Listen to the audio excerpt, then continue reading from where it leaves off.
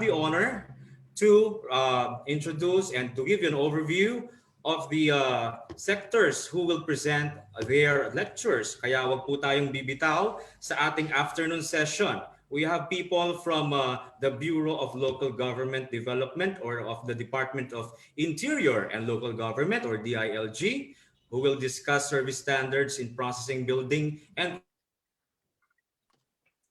construction permits. We would also have discussants from the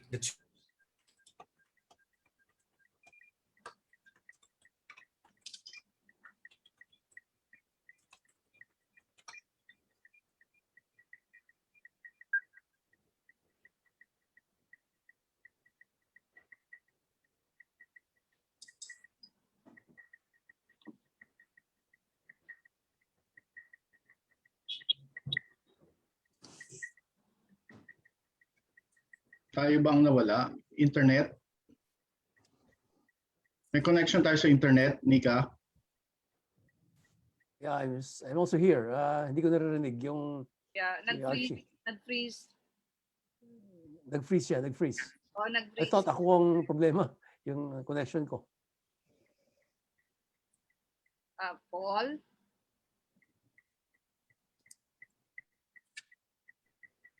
We lost him. Si Daw. Yeah.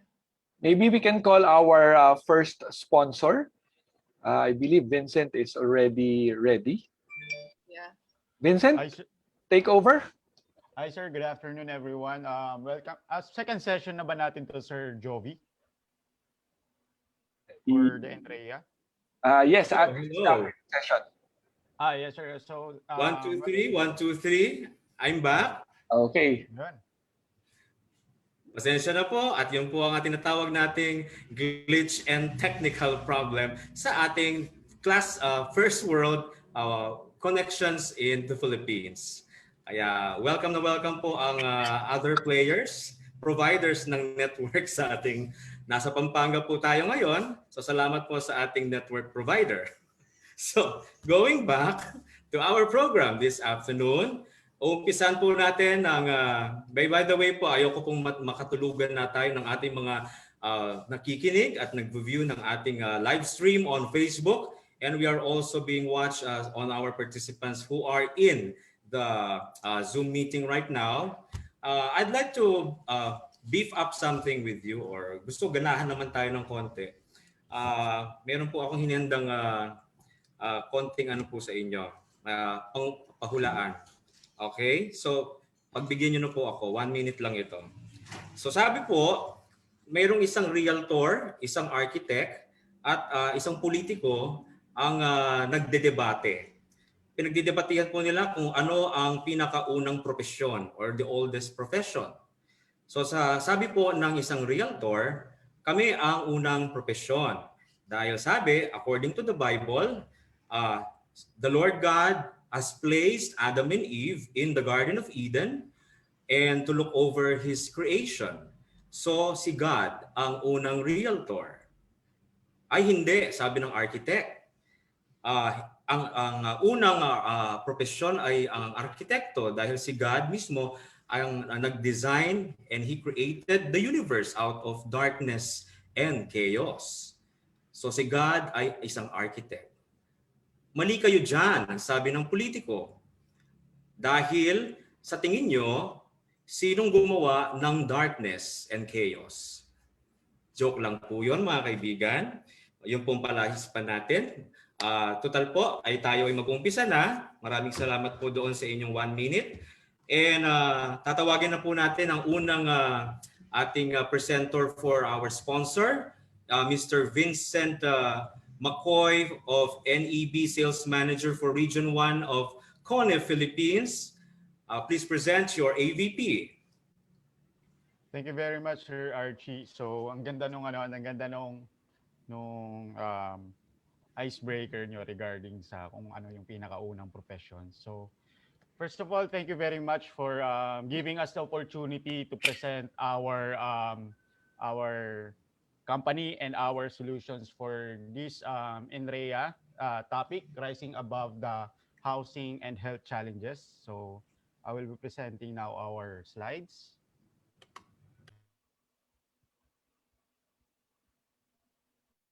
So, check lang. Can everyone see the slides now? Yes. Thank you. Thank you very much. So, yeah. So, meet your speaker. So, by the way, I would like to introduce myself. I'm Vincent Amor Macoy. I'm the NEB Sales Manager for Kone Philippines in Metro Manila and Luzon. So, I've been working for the elevator in years already and 7 years with Kone. And I'm in profession, I'm a registered electrical engineer. And I've studied in Bicol University College of Engineering. So as you can see in the right side of the presentation, so I'm eh, I'm below 200 meters dun sa sea level natin. So it is the picture or the photograph was taken in Finland uh, during 2011, 2017. So just a presentation overview lang for everyone. So we will be discussing about sino ba si Kone? Ano ba yung naitutulong ni Kone ngayon sa panahon ng pandemic, sa ating kinakaharap na challenges, sa ating customers, sa ating mga realtor, tsaka sa mga end users, sa mga bumibili or nagpapagawa ng mga kondo at bahay. And then, kung if time permits, magkakaroon pa tayo ng question and answer regarding sa mga topics na i-discuss namin. So, for the first part, sino nga ba si Kone?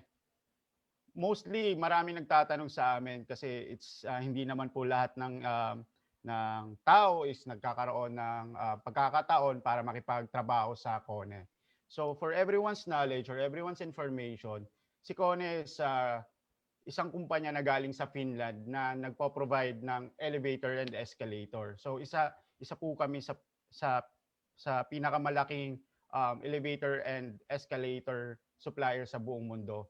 So as mentioned, yung photograph po kanina is sa Finland and ang origin po ng company po namin is sa Finland and it's operating over 60 countries nationwide. Worldwide. So as you can see, ito yung parang overview ni Kone kung saan siya nagkakaroon ng mga operation. So we have our head office in Helsinki and yung mga yellow natin naman is yung mga production site in each continent or in each business region. So sino nga ba si Kone Philippines since andito tayo sa Pilipinas? So, ang Kone is been established in the Philippines in 1975 and we are the member of Kone Asia Pacific region. So, lahat po ng mga sinusupply po namin sa Pilipinas nanggagaling po sa factory po namin sa Kunshan, China. Well, ang office naman po namin is makikita nyo po sa 25th floor ng Video Equitable Tower. Isa po siya sa mga pinakamatagal ng building sa Makati Business District. And overall, our portfolio for the business is nasa 1,600 na ng mga elevator, escalator. Tsaka may mga parating pa kami na mga upcoming installation for our new projects. So, since nagde-develop yung Philippines prior to the pandemic, so we have a very strong support coming from our global and regional office na nag-expand kami ng mga satellite offices in Pampanga, Davao, Cebu, and in 2021, mag-expand pa rin kami for Baguio and Iloilo. So, ito po si Kone Philippines. So, let's now go to yung pinaka-topic natin for this afternoon. So, as you can see, we are facing the challenge of how we can sustain or how we can still live in this pandemic times. So as the world enters for the new normal, number one priority na ng mga end user tsaka ng mga customer or ng mga developer is yung safe and clean environment. Hindi kagaya before na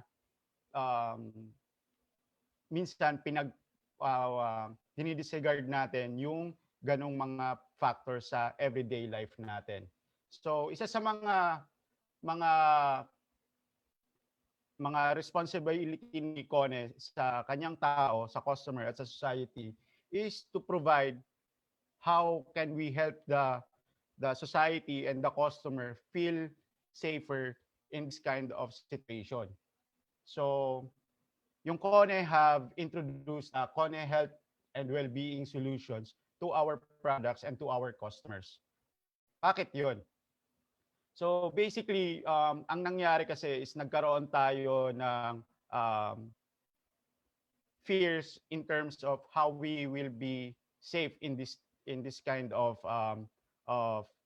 time. So as you can see, ito na yung nagiging evolution ng mga end users natin. So mostly ang mga end user, mga gumagamit ng mga elevator, ng mga escalator, or even though sa pagpupunta natin sa office, sa retail, sa hotel, isang pinaka-priority natin ngayon is hindi natin maidala or maidala sa bahay natin yung mga germs at viruses para at least yung family natin is safe at pati din tayo para safe din po tayo. So dahil sa challenges na yan is Kone have dedicated its responsibility sa kanyang mga empleyado, sa kanyang customer, at sa kanyang society. So, they have launched the Kone Health and Wellbeing para dun sa tatlong factors na to. So, in order for the end user to become much more confident and safer in terms of using the elevator and the escalator dun sa mga buildings na tinitirhan nila, pinapasukan nila, or pinapasyalan nila, we have developed the Kone Elevator Air Purifier, escalator handrail cleaning, physical distancing elevator stickers and elevator etiquette, and also the Kone handrail sanitizer for the escalators.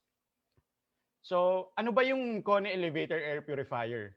So basically before, yung mga elevator natin, mayroon lang yung exhaust fan or ventilation fan sa loob ng elevator. So, ngayon, isa sa mga naging discussion ng company is how we can help na maging confident yung mga tao para gamitin ulit yung mga equipment natin. Paano sila magiging safe? At paano tayo makakatulong sa mga customer natin na ang elevator ay isa sa mga priority nila in terms of operations. So we have developed Kone Elevator Air Purifier na nakakabit siya sa elevator cabin natin. So one of our biggest customer, Asian Development Bank, have already ordered us for their existing elevators dito sa office nila sa may Mandaluyong. While for Kone escalator handrail system naman natin, alam naman natin na yung mga tao ngayon is hindi na basta-basta humahawak at parati na silang may alcohol. So, isa din sa mga naging solutions ni Kone is magkaroon ng ultraviolet lights doon na naka-install doon sa mga escalator natin para at least yung germs or viruses will be eliminated during the use of the escalators natin. Kasi mostly, yun naman yung hinahawakan natin pag sumasakay tayo ng escalators. Another thing is yung dahil nga nagkaroon na tayo ng restrictions about physical distancing, most of the elevators now are being under capacity because of the social distancing. So, isa sa mga ginawa din po ng company is to provide yung mga building owner dun ng mga social distancing floor stickers natin para at least ma-maintain pa rin natin yung social distancing na safe po para sa mga personal space natin. And then, isa din sa mga naging additional solutions namin is itong Kone Elevator Call. Ano ba yung Kone Elevator Call? So basically, Kone Elevator Call is yung you will be using your cell phone, Kone application, dun sa cellphone ninyo, and then aside from touching the up and down button elevator, you can use your smartphone to call the elevator. So ito pa lang muna ngayon ay ito pa lang yung mga isa sa mga naging unang solutions ni Kone and how to address yung COVID situations natin ngayon, yung mga challenges sa buildings natin. And mostly, itong apat na to na pinapresent ko po sa inyo, ang direct benefactors nito sa portfolio namin will be the end user. Ito yung talaga yung mga gumagamit ng mga elevator at mga equipment namin. So, isa din sa mga naging solutions namin to help yung mga developer or real estate property is paano naman namin matutulungan sila on how to maintain or maximize yung operation time ng elevator nila. So basically, for now, we have introduced yung Kone 24/7 connected services. So ano ba yung connected 24/7 connected services? So basically, yung 24/7 connected services is a program of Kone na kinat namin sa mga equipment namin. Imagine niyo yung, for example na lang, para mas madaling maintindihan. Imagine niyo na lang yung kotse ninyo. Sinasakyan niyo siya yung kotse ninyo. Tapos pag nagkakaroon kayo ng preventive maintenance, sabihin natin 10,000 kilometers per hour, pupunta kayo ngayon sa kasa. And then after sa kasa, i-maintain siya, then dun pa lang malalaman kung meron kayong mga papalitang mga wear and tear na mga elevator, ay na mga parts para dun sa kotse nyo. Pero imagine niyo kung ang kotse nyo is naka-online siya sa, halimbawa, sabihin natin yung kotse nyo is Toyota, naka-online siya sa Toyota server at may sensor siya. So, for example, yung kotse nyo is pa nagti 10,000 pero nasiraan na kayo sa daan kasi may papalitan kayong pyesa. So anong nangyari is hindi nyo alam na may papalitan na kayong pyesa at nasiraan kayo sa daan kaysa yung kotse nyo na may 24/7 connected services, bago pa lang masira yung kotse ninyo is nagkakaroon na ng sensor. So basically, yung maintenance ni Toyota is tatawagan kayo para sabihin kayo na kailangan naming ayusin yung kotse nyo kasi may nakita kaming irregularities. So, yun yung parang pwede kong ihambing siya in terms of layman terms kung paano nagwo-work yung 24/7. Siguro later, if permits, I will share the video na ipepresent ko regarding the 24/7. So, bakit nga ba napaka-importante ng 24/7 sa isang building or sa isang establishment na may elevator at escalator? So, as mentioned earlier, it's all about maintenance and operational uptime. Pag halimbawa may condo units kayo na 30 stories at nawalan kayo ng elevator, isa sa pinaka-problema natin psychologically is yung maghintay ng mga elevator car. Pag pupunta kayo ng isang condo or office na may sirang elevator, pumipila yung mga tao doon. So with the help of 24/7 connected services, isa sa mga nagiging improvement na ginagawa ng elevator company is nalilimitahan yung pagiging sira or pagkukumpuni ng mga elevator dahil much more na detect na agad yon in the first phase pa lang. So mas konti yung time at mas mabilis yung resolution time. Yung resolution time is the time na nalaman natin na magkakaroon ng potential fault and then mare-repair natin siya. So, kiniklaim namin talaga ng 24/7 connected services is intelligent, safety, and very transparent sa customer. Kasi besides sa maintenance performance na ginagawa namin. Am I disturbing you? Yes, sir. Sorry, Yes, po. Hello. Anyway, moving forward, so with regards dun sa maintenance performance pa rin namin, we offer yung transparency. So makikita ni end user or ni building owner kung ano yung magiging performance ng elevator niya.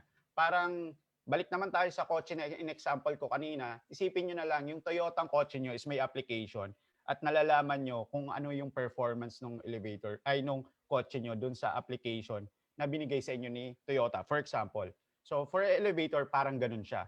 Magkakaroon ka kung ilan na yung takbo ng elevator mo at ano yung uptime ng elevator mo. 100% ba siya for a month? 90% lang ba siya for a month? So in a way, 24/7 connected services helps a lot talaga dun sa mga property manager, building owner, tsaka sa mga developer natin. And then let's move forward now to much more ito yung ngayon yung pinaka-exciting na product launch namin as Global and as Kone.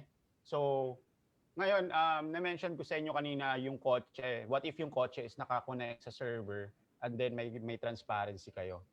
So ngayon we are launching the DX class elevator. We call it DX class because ginagawa na naming digital savvy ngayon yung mga elevator. Imagine nyo, lahat na lang connected sa cloud. So what if yung elevator nyo din is connected sa cloud?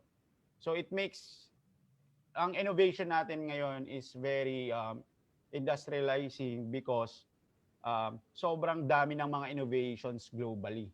So imagine ko na lang, nung 2011, nung nag-aaral pa ako, yung pixel ata ng mga telepono noon is nasa 1.3 megapixel lang. Nokia pa ata yung mga sikat na ano noon. But ngayon, makikita natin na may mga 4K na ng mga camera at the span of 10 years. And then, hindi na din tayo masyado ngayon gumagamit ng mga, sabihin natin, yung mga calendar. Dati may Walkman tayo, pero ngayon may Spotify na lang. So, Kone, Sir Vincent, excuse Yes, me. sir. For purposes of expediency, can I allot another 3 minutes only for you to finish and wrap up your presentation? Thank you.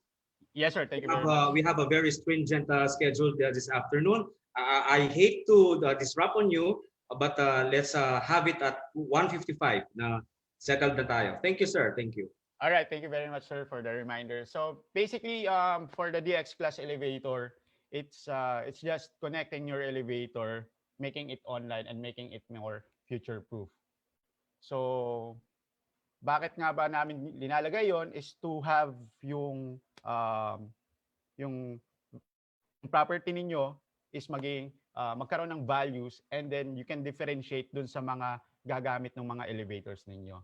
So, parang magiging ganito yung setup ng elevator nyo. It will be online and then it is available for different for example, sa amin, yung application ng building owner or ng developer, pwede siyang i-connect, and then for some third party na present ngayon sa company ay sa market. So basically what Kone is doing now is number one is innovation, helping the realtor, the developer, the owner to have much more sustainable and efficient elevator. Number two is maging future-proof and also magbigay ng kakaibang user experience. Hindi lang yung elevator, labas-loob ka lang, pasok ka lang sa car and then okay na. And then number three is Kone helps the society and the end user to have much more a safer and confident in terms of using the elevators of Kone in the Philippines, or which means globally naman siya. So overall, that's all for us. So for any inquiries or you want much detailed presentation, you can contact us directly. So you can email me on my email and that is shown in the screen, and you can contact me directly dun sa mga phone numbers na nakalabas sa screen. So yun lang po. Thank you very much, everyone. Salamat po sa opportunity. Thank you, sir, for Kone, for that presentation of your state-of-the-art elevators. I think for further questions, you may leave your numbers and your contact details with our secretariat, so viewers can contact with you. Thank you so much for your presentation. Now, at this juncture, may I call on our NREA Vice President for External Affairs to present to us the launching of the NREA newsletter, and may I introduce him to you. We have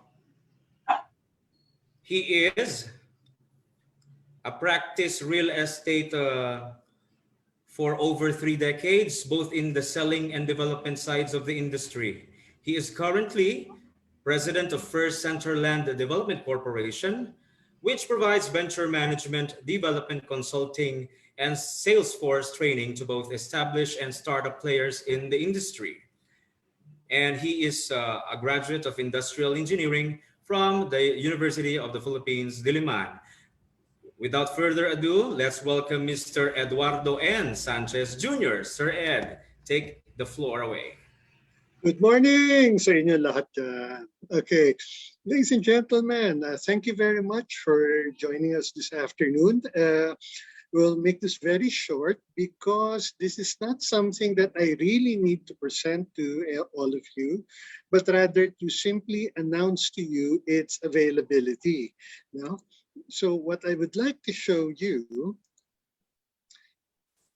is, ladies and gentlemen, the first issue of the Narian, Volume 1, Issue 1, a bi-monthly news magazine of NREA for the entire real estate industry. Now, lahat kayo, you can download the copy on the NREA Facebook page para may sarili kayong kopya. I just wanted to point out a few key features. First thing you'll notice is that our orientation is landscape. Talagang sinadya po namin yan because setting up a newsletter in the traditional paper format doesn't make sense kung lahat kayo babasahin ninyo electronically. So the NREAN is sized to fit within your laptop screen, your tablet screen, or even your telephone screen nang hindi kayo nagsuscroll up and down to read a single page. So it might look different from the normal newsletters that you're used to. Sinasadya po namin yan. Okay? Okay, so inside the NREAN, what we intend to be able to give you is basically coverage not just of NREA events, but also industry news, industry sessions, what is going on here. Alam naman natin sa panahon ngayon na everything na binabato sa social media, hindi mo na alam minsan kung anong dapat mong paniwalaan. Dapat ka bang magpabakuna? Huwag ka muna magpabakuna. Dapat ba hintay mo yung Pfizer? Okay lang ba si Sinovac? Wala eh. Ganun na lahat yan. And it is our hope here at NREA that the NREAN will be able to provide you with accurate news of what is going on in our industry. Okay. Now, itong unang issue po natin, ang talagang focus po natin dito is our 25th National Convention. So a large portion of the program is devoted to it. And among other things, one of the items we would like to point out, given that this is an electronic magazine, is that sa case po ng mga sponsors natin, you will notice if you hover over their Facebook, their Insta, YouTube, TikTok, Twitter, these are all live links. Ano po yan? There is masyadong matagal na gumagawa tayo ng mga communications, newsletters, ginagawa natin digital, babato natin by email, but ang mentality natin is still print. Okay? This is a fully interactive news magazine. So all our sponsors and their advertisements, these are live links that will bring them right back dun sa mga pages nung mga sponsors natin rin. Ito po, live po lahat yan. No? So that is one of the key features of this, na you are not just confined to the 47 pages of the news magazine, but it is your own portal to the rest of the internet and everything else and everybody else who has collaborated on it. So Yun lang po ang gusto namin ipakilala sa inyo ngayong hapon, that the first issue of the Nerean is out, and we sincerely hope you will be able to download the copy and go through it yourself and enjoy and appreciate all the features of this digital magazine. Maraming salamat po sa inyo. Maraming salamat po, Sir Ed, for that presentation of the new digitalized newsletter of NREA. And we look forward for the first issue of that in the following days. Thank you so much. And now, we will be presenting to you another audiovisual presentation of our sponsors.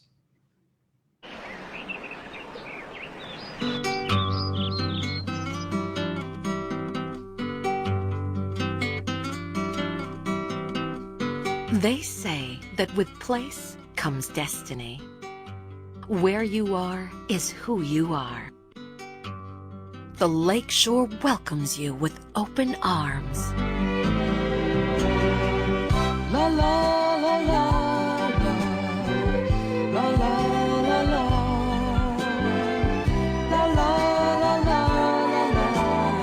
The Lakeshore is one of the few places in Central Luzon where the experiences of daily life are magnified by the sheer drama of the environment.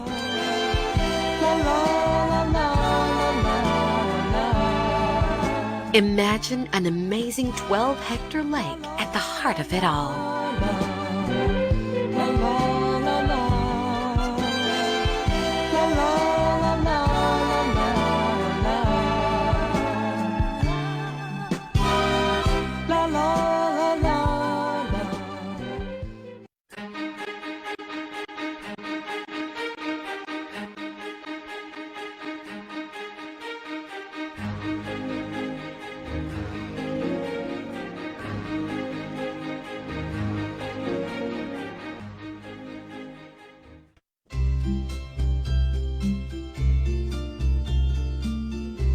Reignite your passion for living and blaze the way to a bright tomorrow.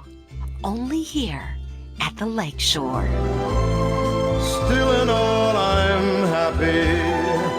The reason is, you see, once in a while along the way, love's been good to me.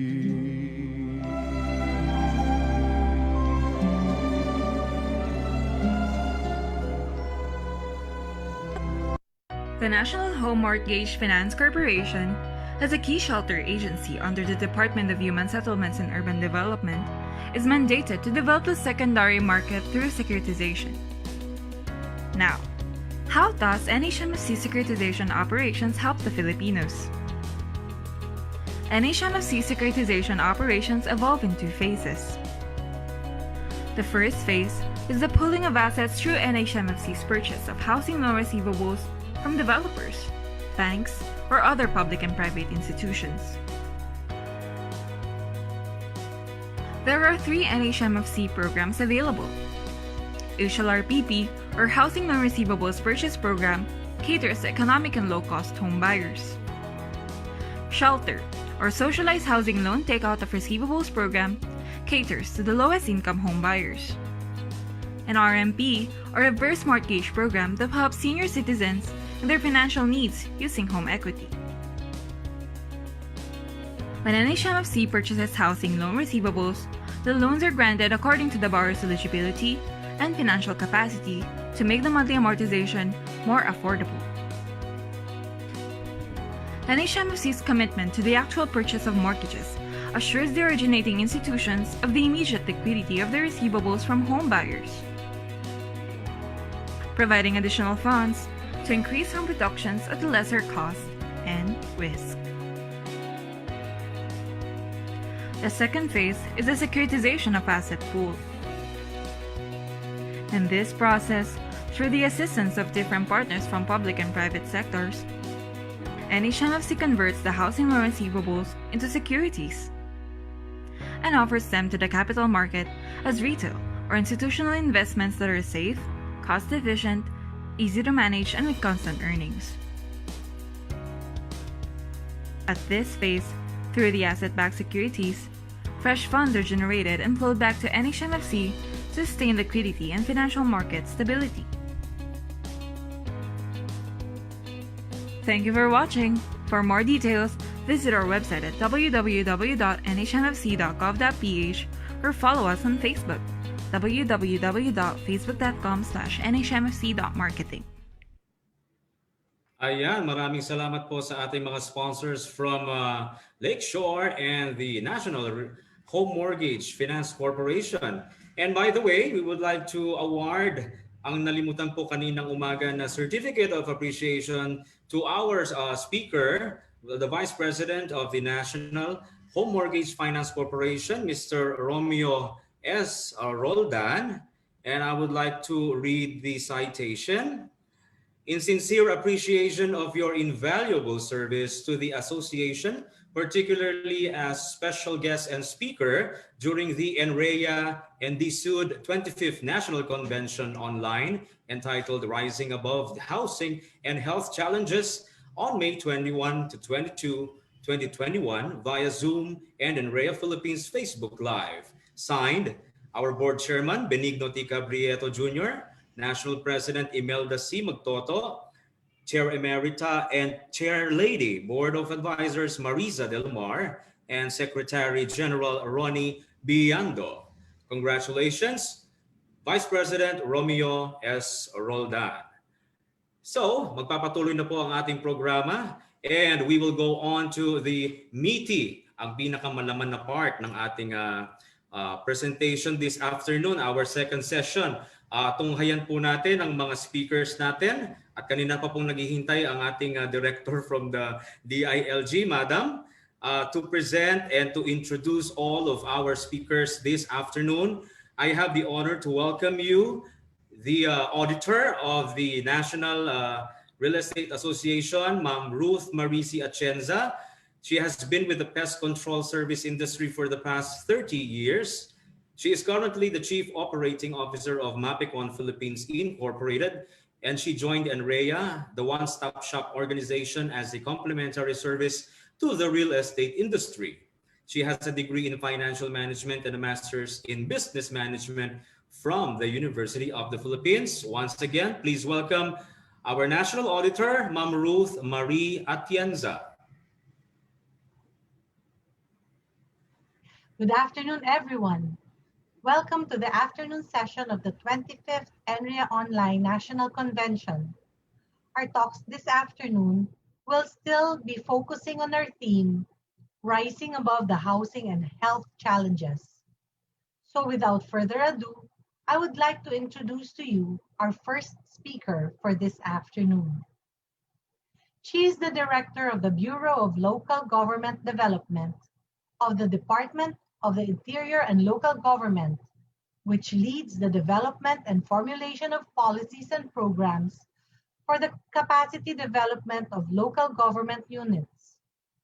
She supervises several programs to enhance capacities of local government for greater autonomy, to pursue local economic development, and to encourage good performance through a performance incentive program such as the Ease of Doing Business and improving competitiveness of LGUs, Performance Challenge Fund, rationalizing local planning and mainstreaming DRR and CCA in local development planning, gender responsive local governance, SDG localization and establishment of community-based monitoring systems, among others. She leads the implementation of different projects supported by UNDP, ADB, OSAID, such local governance and budget reform programs, poverty, environment initiatives, and review of the local government code. She holds a bachelor degree in statistics and a master's degree of public administration, major in local and regional government from the University of the Philippines. Let us all welcome Director Annalisa F. Bonagua. Marami pong salamat, Miss Ruth Marie Atienza. Can you hear me loud and clear po?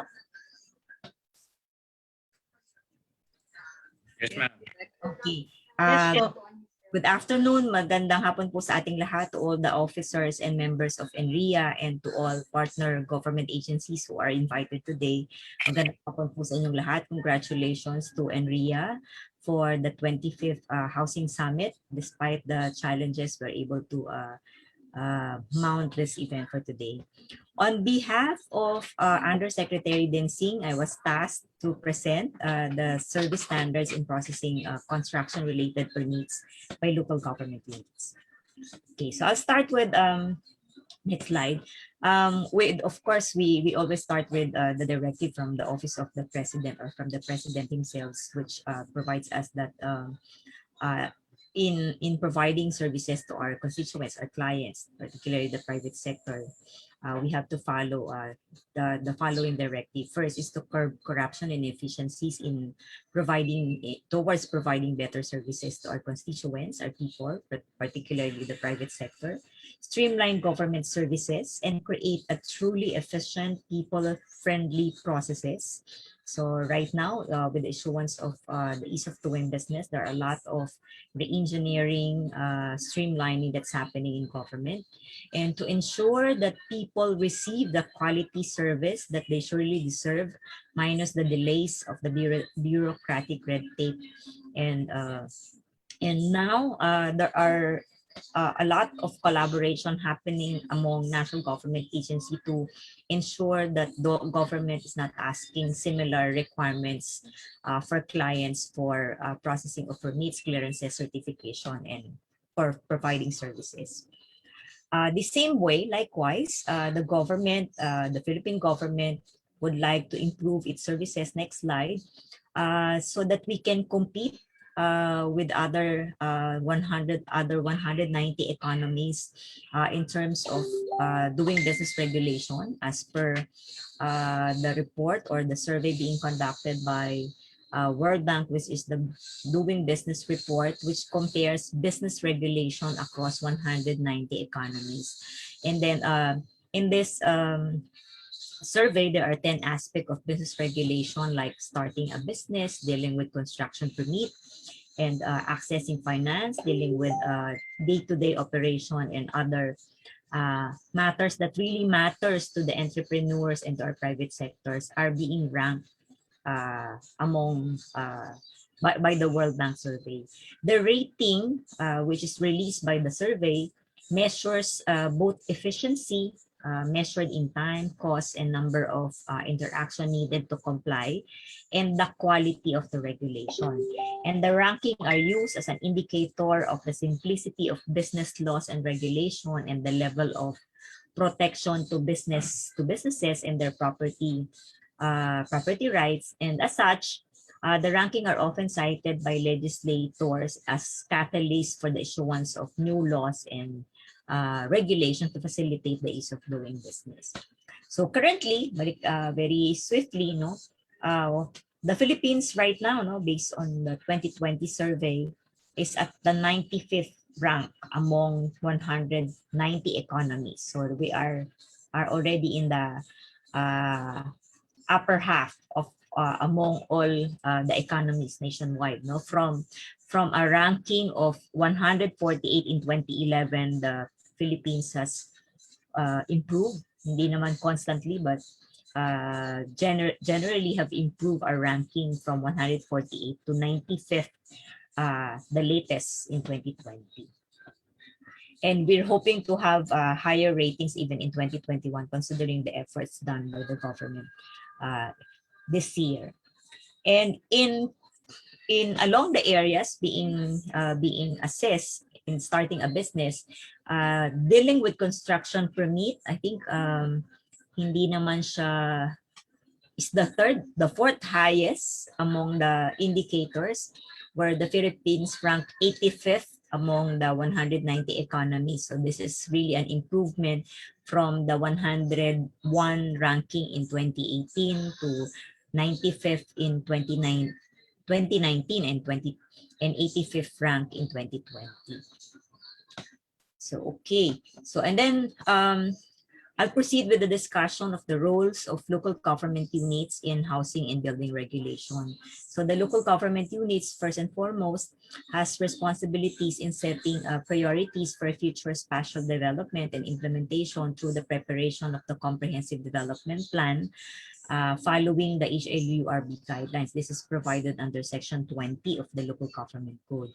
And local government units also has a role in the processing and approval of the subdivision plans, also following the guidelines from the HLUR, now the DSUD. No, HLURB guidelines pa ang tawag noon, but now DSUD. And then third, local government units are also in charge of the enforcement of the National Building Code, which is a delegated function from the Department of Public Works and Highway, including the granting or declining of building permits and certificate of occupancy for structure or construction related activities in local government units. And last, the local government units have the authority to reclassify agricultural lands, except those lands distributed for agrarian reform beneficiaries. So the reclassification from agriculture can be for housing and other economic infrastructure development activities. And the roles of local government units are actually governed also by the other following, or the following legal basis, or following legal framework. For the national, in compliance with the building code, or in carrying out their function under building permits, the local government units still follow the National Building Code, which is PD 1096, series of 1997. Medyo matagal na. So we're really awaiting for the new updated Building Code of the Philippines, which is currently being reviewed. And of course, Republic Act 7160, which is the Local Government Code of 1991, and the recently passed law on ease of doing business and efficient government service delivery act of 2018, which is RA 11032. Under the local government code, the code specifically mentioned under Section 20 that local government units shall provide the basic primary dominant basis for future land resource development through the comprehensive development plan enacted through a zoning ordinance of local government units. And Section 4447 and 458 mandates the Sangguniang Bayan and the Sangguniang Panglungsod as the legislative body of the municipality and the city to enact ordinances, approve resolution, and appropriate funds for general welfare of the municipality and its inhabitants, which include support to housing and other services for the constituents. While Section 447(2)(x) and 458(2)(x) provides also that subject to national law, process and approve subdivision plans for residential, commercial, or industrial purposes and for other development purposes, and collect processing fees and other charges, the proceed of which will accrue entirely to the city or the municipality. And these are actually still governed by the rules and regulation espoused by the HLURB, now DSUD. Under PD 1096, provided specifically in Section 301, which provides that all construction, repair, and demolition shall have to obtain building permit. And Section 309 provides that no structure shall be occupied or used until issued certificate of occupancy.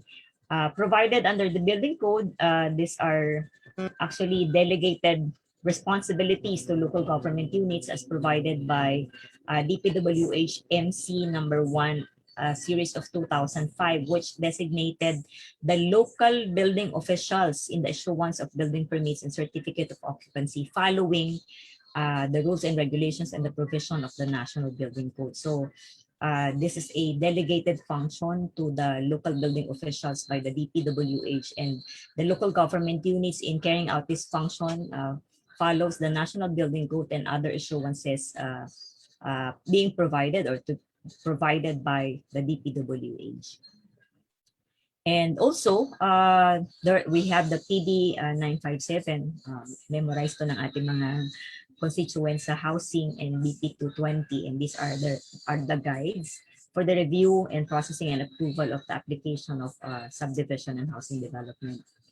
And also HLURB issued guidelines to promulgate different levels of standards and technical requirements for the development of subdivision lots and condominiums and the economic housing and economic and socialized housing. And until this time, I think this is still what is being used. Okay, just to provide us a next slide, a picture of how local government units have been updating their comprehensive land use plan, because this is the main basis for land development. We all know that the CLUP is the planning document which regulates the spatial growth and development of a city or municipality and guides the allocation of land resources in the entire jurisdiction of the local government unit. So based on the data we got from the SUD, there are 59% of our local government units have updated, 37% of our local government units have updated comprehensive land use plan. And the 53%, the remaining 53% are currently updating, while remaining 10% are reported to have no CLUP at all. We are including here the comprehensive development plan, since alongside with the CLUP is the comprehensive development plan. And the comprehensive development plan is a medium-term plan that embodies the vision, sectoral goals, objectives, and development strategies of a city and municipality with corresponding programs and projects, and should be used to support the land use policies as espoused in the comprehensive land use plan. So we're glad to report that as of this time, due to our vigorous effort to really capacitate local government units, that there are now around 70% of our local government units that have CDP, which are in effect or valid or within the planning time frame. And around 12% are already outdated, due for updating. 14% are reported to have totally without CLUP, and the last 4% we are not getting a response from a report from the local government units. Okay, now I'll move on to the ease of doing business. Also, we all know that we have the ease of doing business, or RA 11032, which mainly encourages investors by simplifying the process and shortening the time issue for the issuance of business-related permits, licenses, clearances for business entities or our main clients, the private sector. The law also likewise aims to improve the Philippines' standing in the competitiveness and ease of doing business survey being conducted by the world now. So we are really competing with other economies in order that we can be recognized to be one among the business-friendly economies, if not at least in the Asia and Pacific and globally.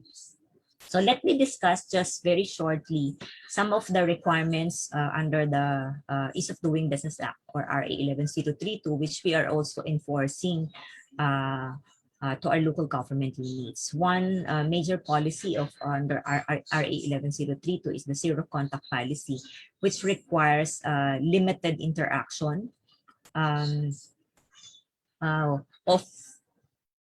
the government, particularly the local government units, with applicants, except for those which are really strictly necessary, like for example the filing, or if there are some explanation that has to be made in the application. But if there are none, if this can be done online submission, so at least we can minimize the contact and the face-to-face interaction by the clients with the government, with the local government units.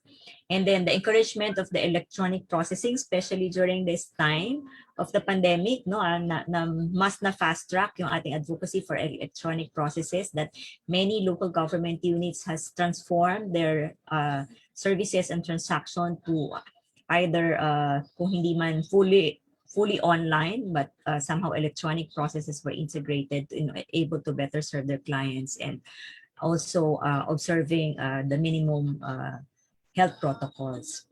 And then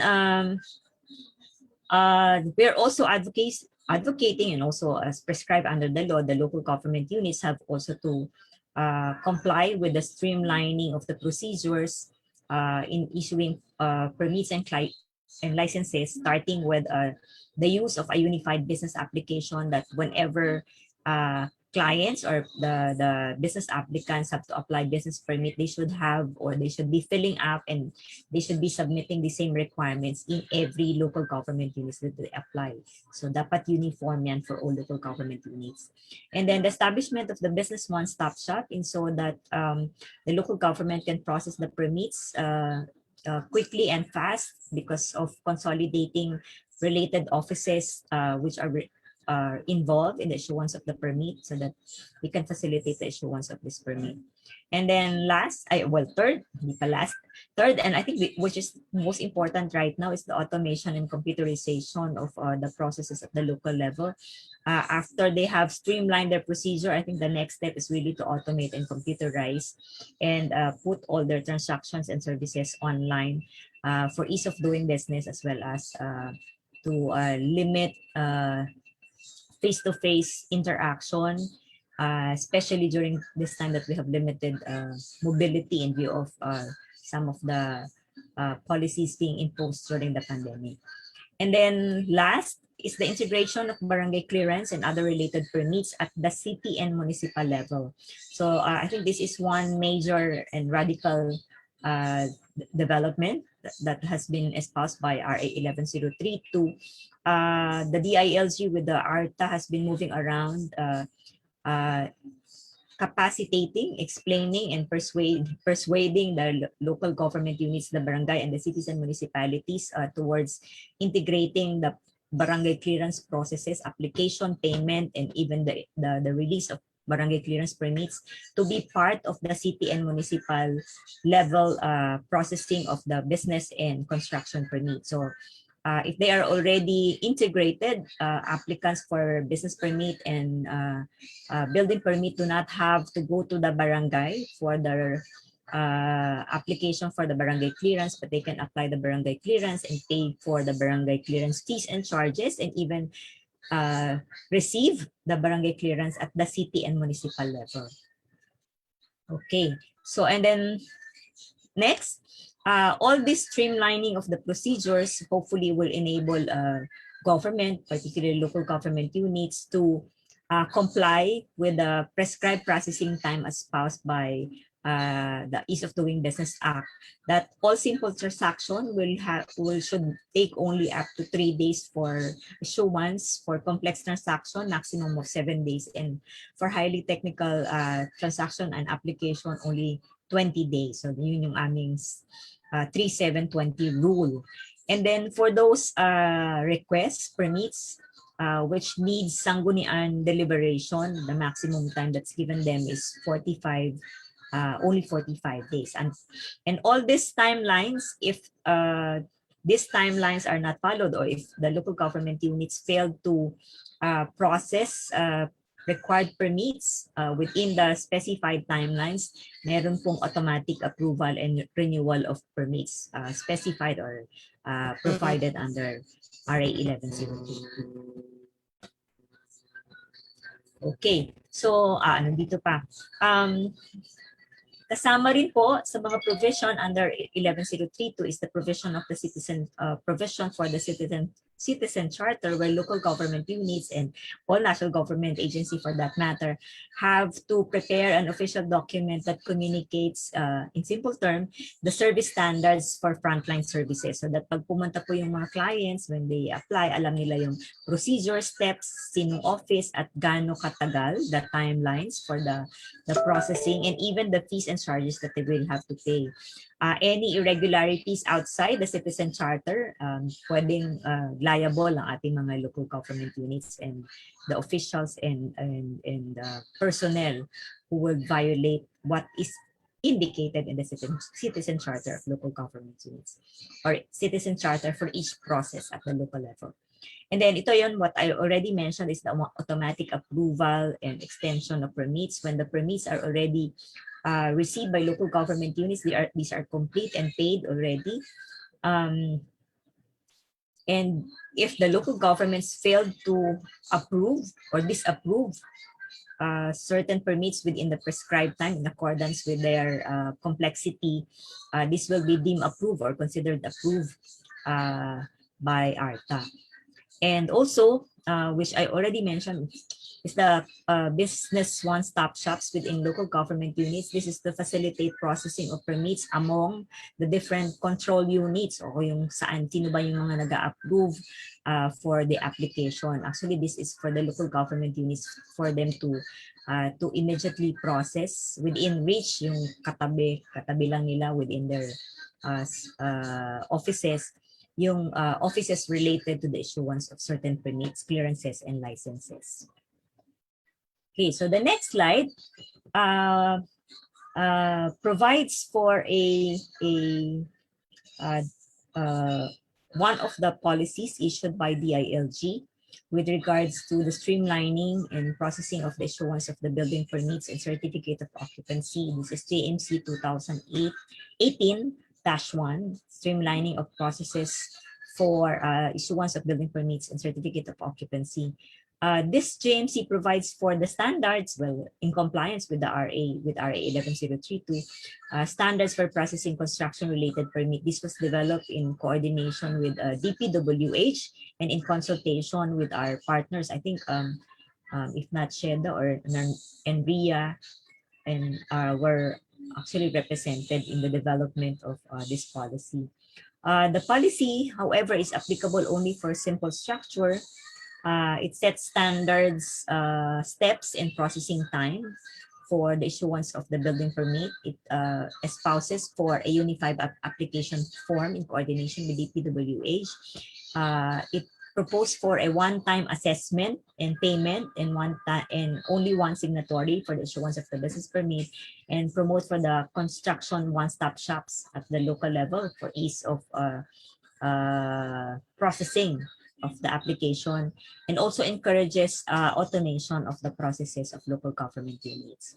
So for this permit, I said there are already, for this JMC, it covers only simple application. When we mean simple application, these are only the single dwelling residential building of not more than 3 stories, commercial buildings of not more than 2 stories, and warehouse not storing hazardous substance, I think of only 1,500, maximum 1,500 square meters, and renovation within malls and with already issued building permit. Of course, kung yung mall already being occupied or to be occupied, they must have already been issued building permit and certificate of occupancy.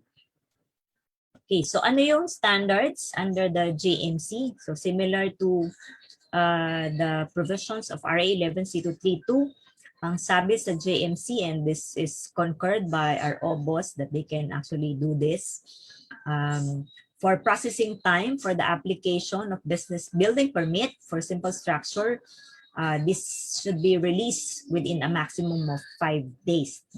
This already includes the processing of the application for FSEC and FSIC from the Bureau of Fire Protection. For the number of steps, kung ito po ay kung sila ay hindi online, no, kasi noon 2018 wala pa tayong pandemic, there should be a maximum of 4 face-to-face transaction with the client. That is when you file the application, receive the order of payment, when you pay and you claim your building permit. Other than that, hindi na po dapat lumampas. But I think right now, dahil marami ng local government units who had already transformed their transaction or building permit processing online, medyo na-lessen po yung face-to-face transaction. So you can submit your application via, kung wala pa silang automated system, via online, via email, and you will be receiving notices on regarding your order of payment and when to pay and claim your application or your permits.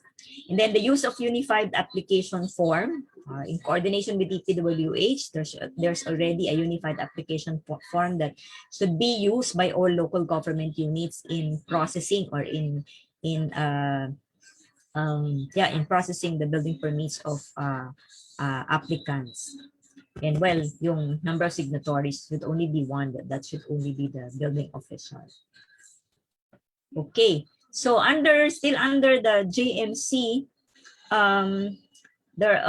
provided there are the standards also for processing the building permits, where requirements of documents were generated from local government units such as tax declaration, tax receipts, locational and zoning clearance will no longer be submitted by the applicant. It will form part of the backroom operation. So kung sure naman kayo na nagbayad kayo ng inyong tax, you don't have to attach your tax deck, tax receipt, and even separately secure your locational and zoning clearance. It should be already part of the application for the business, for the building permit. So when you apply for the building permit, the OBO or the building official will have to coordinate with the zoning officer for the required zoning clearance or locational clearance, which should be part of the total application for the building permit. And then clearances from national government agencies and other local government units are provided by the ordinance will be submitted 30 days after the issuance of the building permit. So yung 5 days, pag na-issue na po sa inyo yung building permit within 5 days, there might be some other national government clearances that you have to comply with. So you're given 30 days to comply with this. Otherwise, yung nakalagay doon, failure to submit the clearances, national clearances, may suspend the building permit and delay the approval of your certificate of occupancy. At saka minsan meron po yung mga penalties from the Bureau of Fire as well as the building officials. And on barangay clearance, well, as we have mentioned, hopefully in LCUs where you are applying, there's already an integrated system or the barangay clearance have already been integrated. We know that this is this should be complied by local government units under the RA 11032 no later than June of this year. Kaya po puspusan po yung aming pag-orient sa mga barangays to put in place the mechanism on the integration of the barangay clearances in the cities and municipalities permitting process. So this will lessen or lessen the steps as well as minimize the face-to-face transaction. You don't have to go to the barangay hall to secure barangay clearance, but secure the barangay clearance at the city and the municipality under the OBO or the DPLO. Okay. Still another provision under the JMC 2018 is the web-based building permit application system. So in coordination with the ICT, the DILG,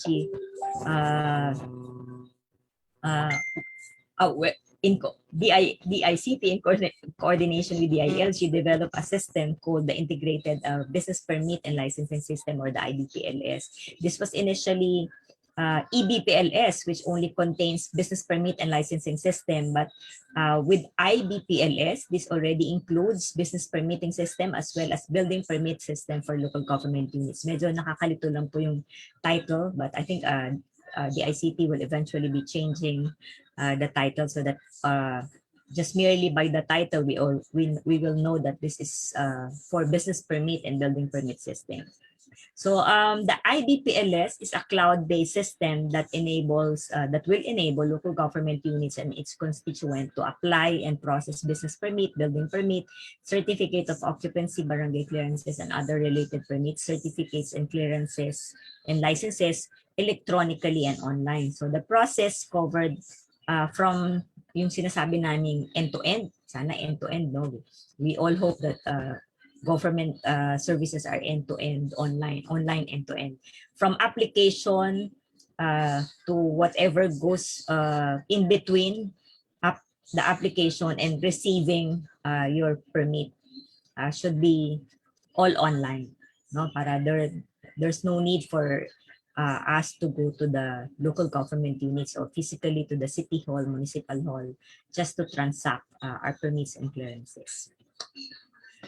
Okay, so I think that's mainly the contents of the joint memorandum circular. We all know that this is para sa mga local governments, this is especially those with low capacity and low income local governments, this is very hard for them to implement. But DILG, ARTA, DICT, and DTI, even DPWH are doing our best to capacitate local government units so that we can see the light, no, ma-experience natin what the RA 11032 has been espousing to be implemented by our local government units. But even then, some local governments failed to implement. So therefore, DILG launched our Rate My LGU service, which is an online platform for clients of local government units to provide feedback on services rendered by local government units, particularly business permitting, building permitting process. This will allow us, the DILG, to provide feedback to local government units on how to improve their services. So we hope that our clients, lalo po kayo mga members of NRIA, to provide feedback on the services given by local government units, your experience in acquiring or in transacting with our local government units. Just log on to ratemyservice.dilg.gov.ph, fill out the survey form. Siguro po it will take you wala pang 5 minutes, no? Kasi it will, sana yung right after your transaction, kasi para fresh pa yung inyong experience. Fill out the survey form and then submit. The survey will go directly in the server of the DILG, so hindi po directly to the local government units. But the results of the survey are being provided or being feedback or as provided to our local government units so that they can improve the services to their clients. Okay, so I think this ends my presentation. Let me end by a quote from Buckminster Fuller. Sabi niya, you never change things by fighting the existing reality. To change something, build a new model that makes the existing model obsolete. So I think building, lalo na sa ating mga construction companies and housing companies right now. So marami pong salamat at good afternoon po sa inyong lahat.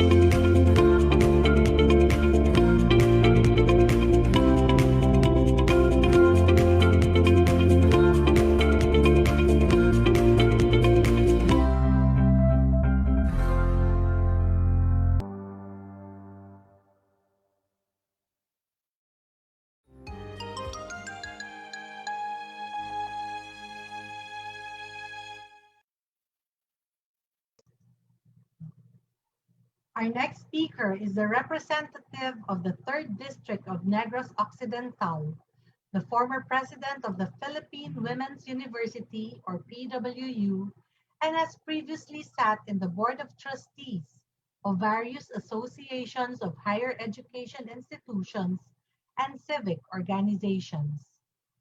He was assistant professor at the University of Washington, Seattle, and has taught various courses at Cornell University in New York, University of Wisconsin-Madison, University of Asia and the Pacific, and PWU. For his extraordinary work and leadership in education, he received the Award for Outstanding Contribution to Education in the 2017 Asia's Education Excellence Awards. He earned his MA and PhD in Comparative Literature, minor in Southeast Asian Studies from the University of Wisconsin-Madison, and his BA in Comparative Literature and English from Cornell University, where he was summa cum laude and cum laude respectively. To talk about housing, rising above the crisis, I'm very pleased to present to you Honorable Jose Francisco Kiko Bantug Benitez, PhD, representative of the 3rd Legislative District of Negros Occidental.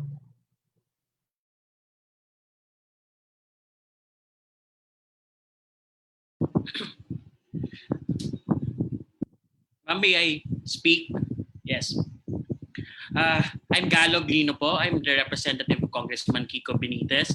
Humihingi po ng paumanhin si Congressman Kiko Benitez for not being able to join us live this afternoon.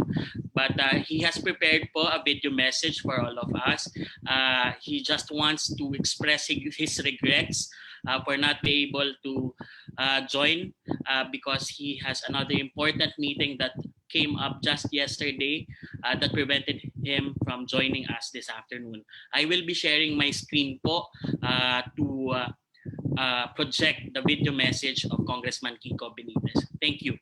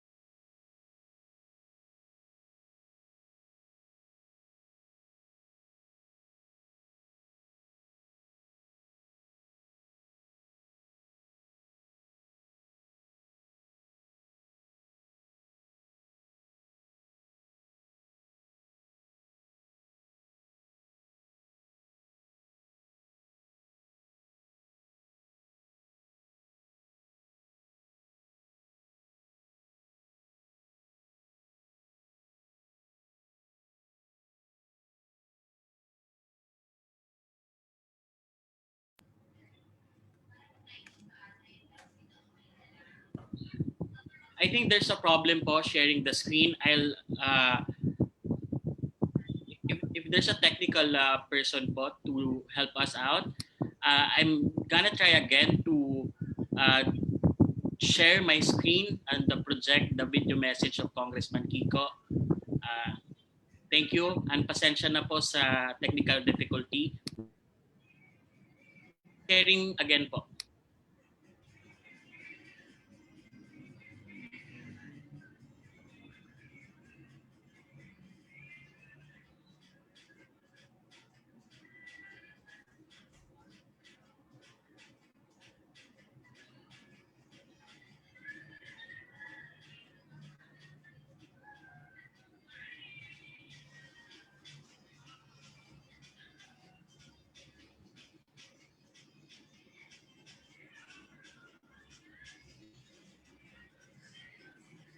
Hi, Sir Galo.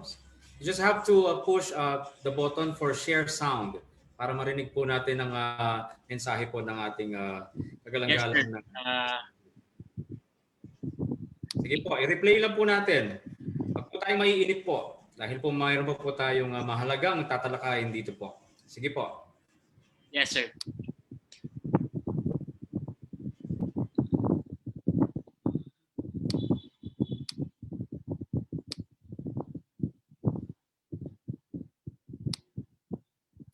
To the members of NREA, led by Chair Emerita Marisa Delmar, Chair Benny Cabrieto, and President Imelda Magtoto, magandang hapon po sa inyong lahat. Congratulations to NREA for your 30th year and for your successful shift to a virtual convention as I speak to you today through the internet. The pandemic has radically transformed our way of life and the business landscape. It has forced us to adapt to survive.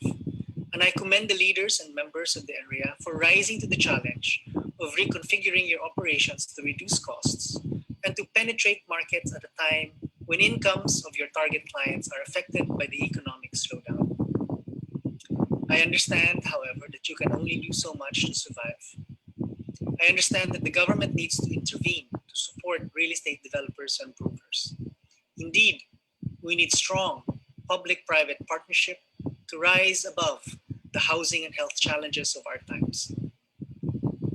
The pandemic has not only highlighted our issues of homelessness, but also poor housing conditions in informal settlements all over our country.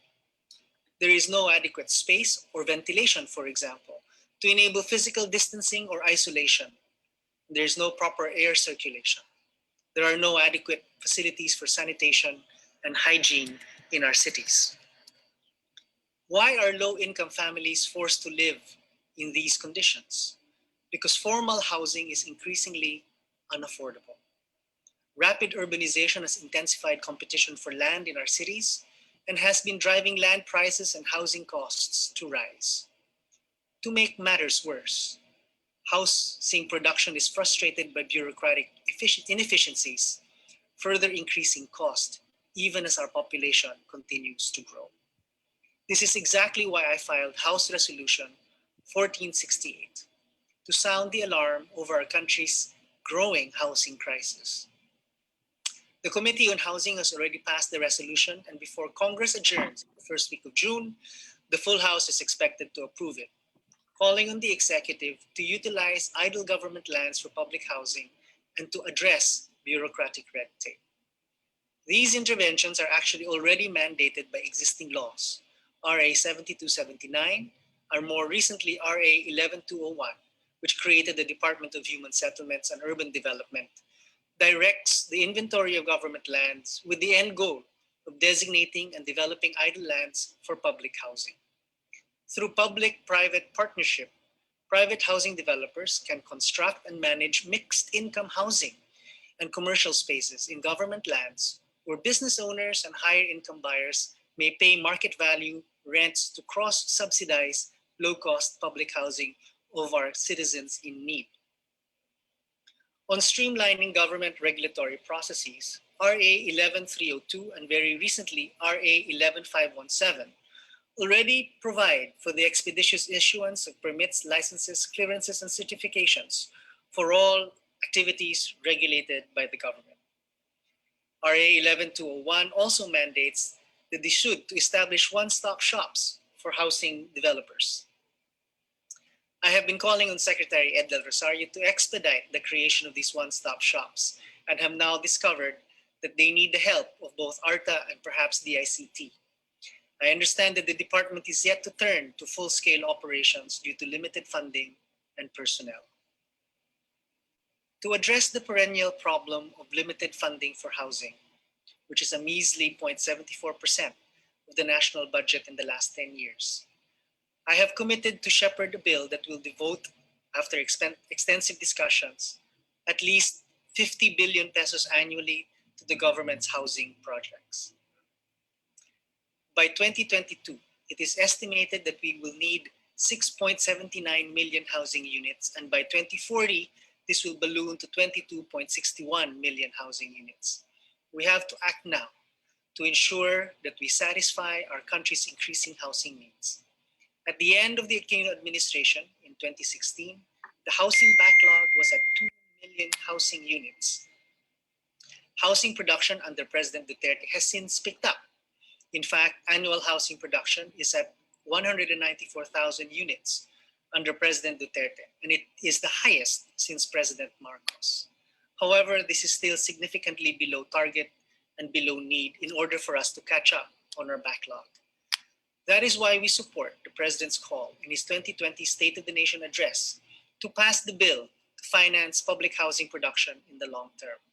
The bill has been approved by the Technical Working Group in the Committee of Housing just last Monday and is expected to be presented and passed by the full committee within the next 2 weeks. Housing is a basic human need, a fundamental human right. It is time that we recognize it as a public good. We need this shift in perspective to articulate the crucial need for public investment, for higher budget for housing. Home ownership, after all, is a visible representation of human dignity and of social development. Increasing public investment in housing makes good economic policy. Housing production has a huge multiplier effect on the economy, like almost any other infrastructure project. For every 1 peso spent on construction, this 1 peso generates an additional value of 1.93 pesos as it circulates through other economic activities. But our work should not end with just promoting home ownership. Our efforts should not stop at just providing shelter, but building settlements that promote health, comfort, safety, settlements that enable holistic human and social development. Many of the NREA members are already doing this, building master planned, mixed-use housing projects that address our people's basic needs. NREA has always been a reliable partner of the Committee on Housing and Urban Development, and I hope we continue to work together to fulfill the fundamental human right to housing, more so at this time of a global economic and health crisis. Our housing needs are perpetually increasing with population growth, rapid urbanization that intensifies commercial competition over scarce space, and climate change, an increasing frequency in extreme weather threatening to displace families in danger zones. At a time of crisis, may we not lose sight of the human in human settlements. It is not about just providing shelter. It is not just about four walls and a roof, but providing for the human basic needs in compact environments, in safe communities where our next generations can grow. More than building homes, we need to humanize housing projects because after all, people should be at the center of our development. Sabi nga po ng tatay ko, higit pa rin sa lahat, ang tao. Madamo gid na salamat sa inyo tanan.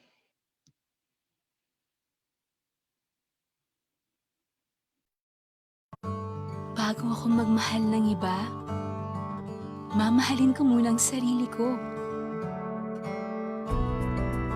Mag-iipon muna ako ng pag-ibig. Pag-ibig Regular Savings. Earn 25 times more sa contributions mo. Ang contributions mo, ipon mo. Mas malaking contribution, mas malaking ipon. I'm worth it.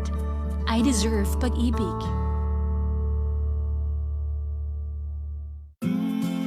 Minsan ang pag-ibig, online mo pala mahahanap. Ang bagong virtual pag-ibig. One click, you can track your savings. Easily pay for your loans. Even live chat with us. And now, apply for a short-term loan.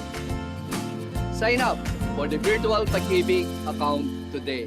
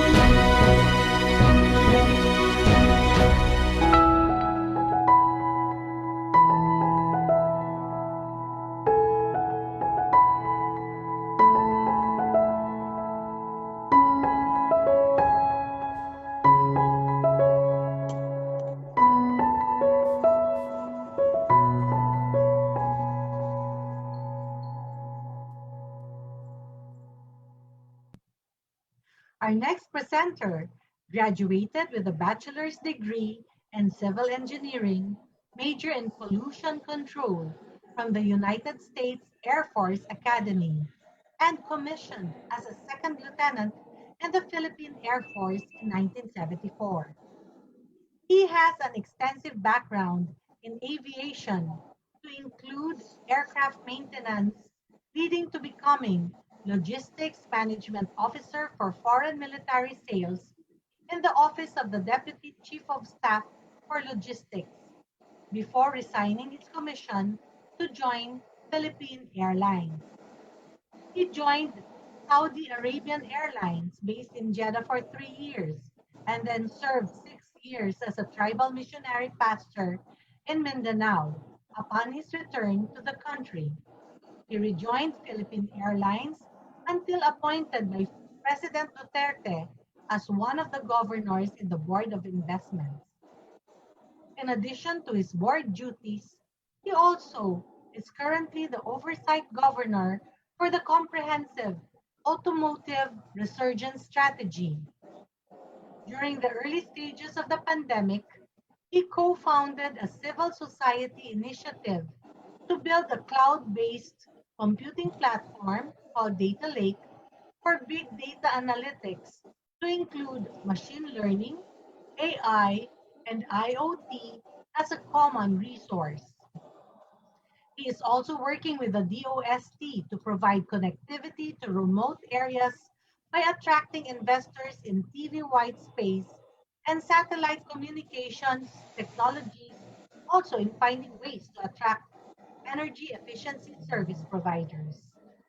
He is currently developing the ecosystem to produce food grade, industrial grade, and polymer grade lactic acid for food processing, pharmaceuticals, and compostable PLA.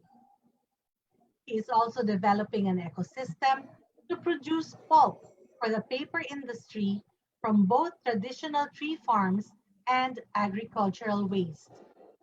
He is working with the airlines and general aviation operators to repurpose services towards air cargo logistics. He is also working with DOT for the repurposing of hotels and resorts. He is currently the chairman of Tribal Missions Foundation International, Inc., and chairman of the UP Alumni Association Davao Chapter. To discuss CREATE and other stimulus measures for the national economy and housing, please give a round of applause for Honorable Napoleon Concepcion, Governor of the Board of Investment.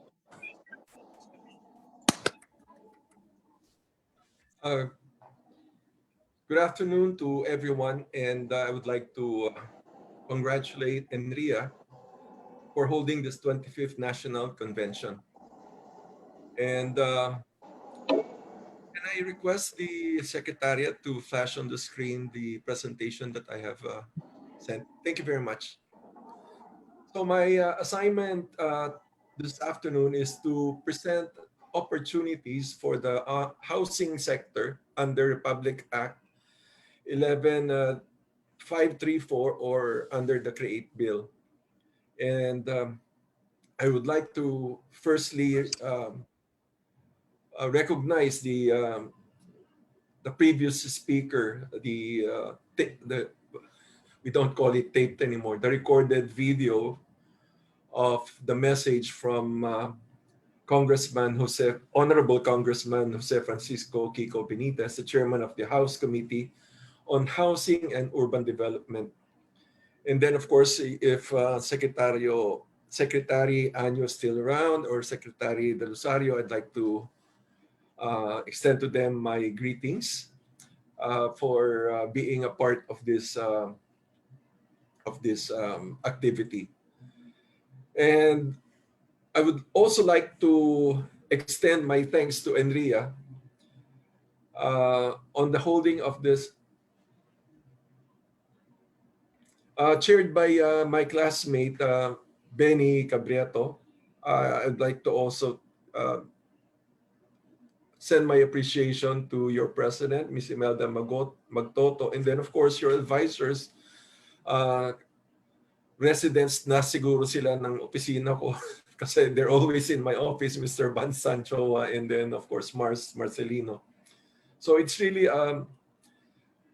speaking to Enrea is talking with colleagues, and certainly a pleasure to be here with you and be able to contribute to the discussion as we navigate the new investment climate created by the CREATE Bill. I readily accepted your invitation to speak on CREATE Bill on the premise that the bill, the implementing rules and regulations would have already been published last Monday, 17 May, as committed by most of the agencies involved in the drafting of the IRR.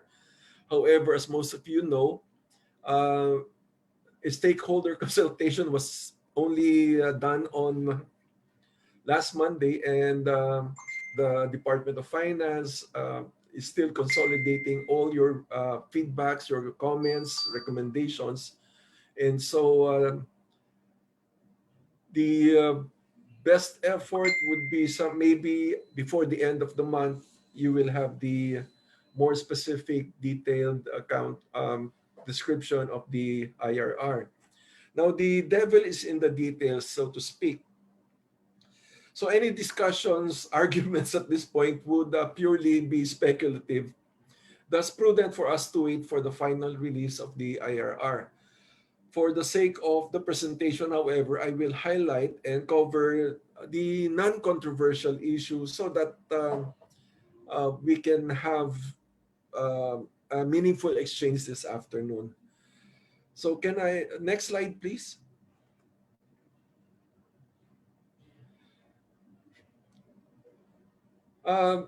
Here on slide 1 merely shows the forecasted demand limited to people who has the capacity to pay. Even Congressman Benitez mentioned this. We need to capacitate also the buyers. In what way? It's a basic need, as already mentioned by Congressman Benitez. So it's something that he also said should have been classified already as a public good. And I really support, and I really like the support that was put forward by Congressman Benitez. In my opinion, it should be a public good. And thus, being a public good, it falls on the shoulders of government to provide the minimum, the basic needs of our citizenry. This presentation, this slide, does not address the targets as specified under or as listed in Ambisyon Natin 2040. And I do not have a slide on Ambisyon Natin 2040, which was prepared by NEDA, but it states there that the life of all Filipinos in 2040 kailangan maging matatag, maginhawa, at panatag ang buhay. And by maginhawa, the performance metrics put forward under Ambisyon Natin 2040 is that no one is poor, and that's why President Duterte would like to create a middle income economy by 2020, at least by the time he stepped down, and we almost did it had it not been for the pandemic. And then para maginhawa, no one is ever hungry, and that's why food sufficiency is on the table. We have Secretary Dar of the Department of Agriculture, and he's coming from the academe and the research. They're really trying to solve this the issue of food security.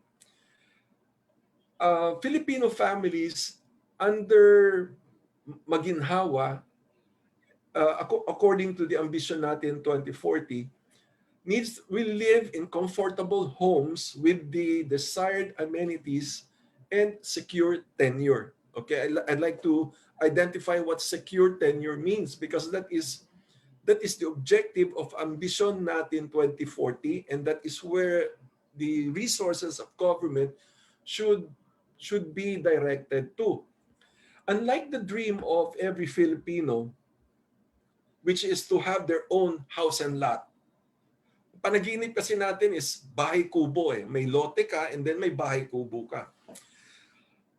Security of tenure simply means the freedom from eviction. So parang you have a house, you have a property, real property, but if you do not pay your taxes, time will come where your back dues will pile up, and eventually the local government might be forced to evict you from that property because of your failure to pay taxes. So the security of tenure, the freedom from eviction, is a two-way street. There are responsibilities that is sort of hinged or tied to the owner of the property. So in the hope of finding opportunities, let's look at the basic and the informalities. This is where Congressman Benitez was leading to. We have too many poor people, and then in the search for opportunities, in the hope of finding job opportunities, they go to urban centers, and they either come alone as a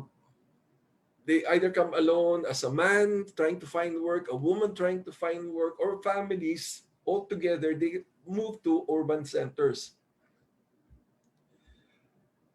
However, the most basic need, as already defined by Maslow and other sociologists and psychologists, starts with the physiological needs.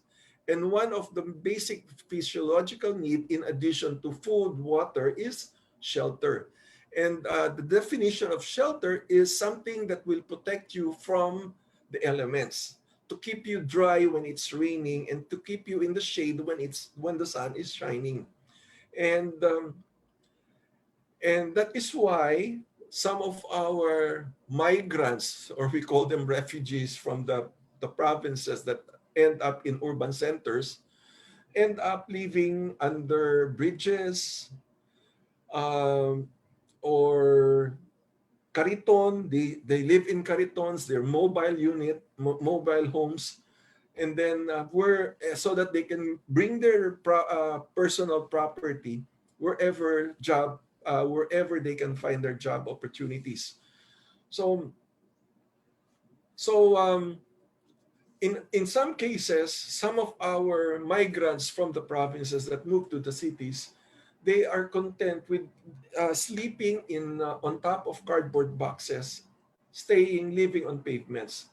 So first thing is they have a need which can be satisfied, and they're content with that. However, as economic standing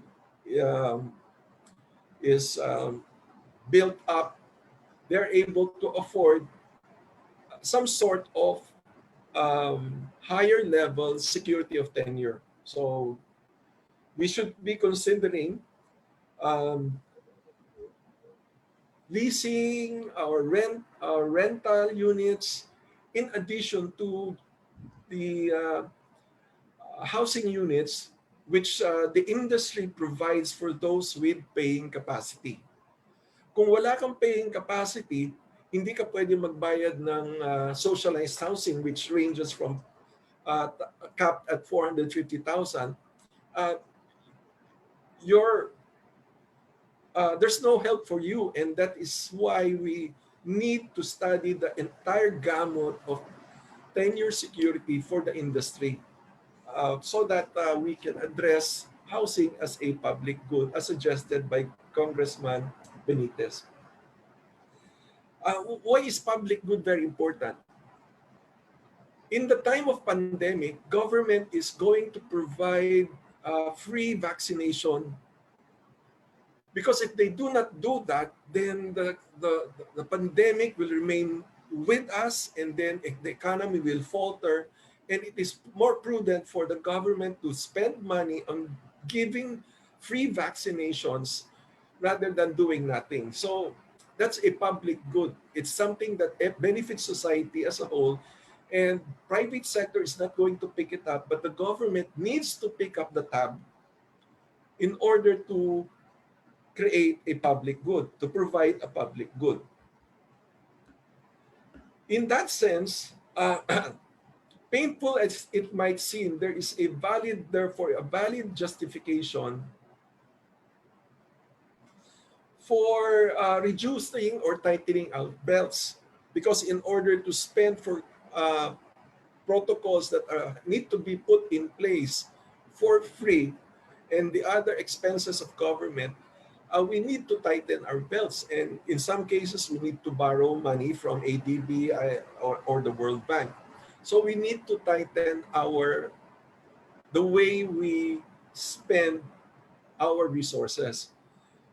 Kaya nga, it's parang divinely ordained ang passage of the CREATE bill. Kasi in some ways, it is restricting. At the same time, it provides us revenue, especially since the corporate income tax has been reduced drastically from 30% to 25% at a time when you need revenues to provide for the health requirements imposed upon us or brought upon us by the COVID pandemic. So shelter is a basic need similar to the vaccines. We need to provide shelter for a majority of our citizenry. So, and as I've said, we need a shot in the arm like CREATE, and that's why we need to balance our approach to shelter that will satisfy the requirements of government, the business, and the consumer or the public. Now, why am I talking like a different person? Because shelter housing has been a personal advocacy, having done research for the Philippine Center for Population and Development. This is in collaboration with the local governments of Santa Cruz, Panabo, Samal, and Davao City, and the Davao Association of College and Universities. Plus, my work coincided with the Presidential Commission for the Urban Poor, and then being a local chapter board member for Habitat for Humanity, pushing for tenure, for stronger security of tenure has always been my passion. Okay, now going to the slide. I think Congressman Benitez said that we need 6.7 million by the year 2022.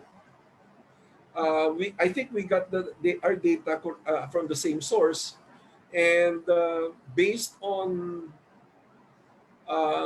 calculations, we need to produce 888,000 units, housing units, a year. However, the capacity of the industry sector is only 333,000 units, 330 units. Nevertheless, we were at best able to produce 233,000 units when we were really doing our best. Now, according to the data that was provided by Congressman Benitez last year, I think he said that we were only able to produce 193,000 units. So we are falling short, and the gap continues to increase as we fall short in meeting our target objectives.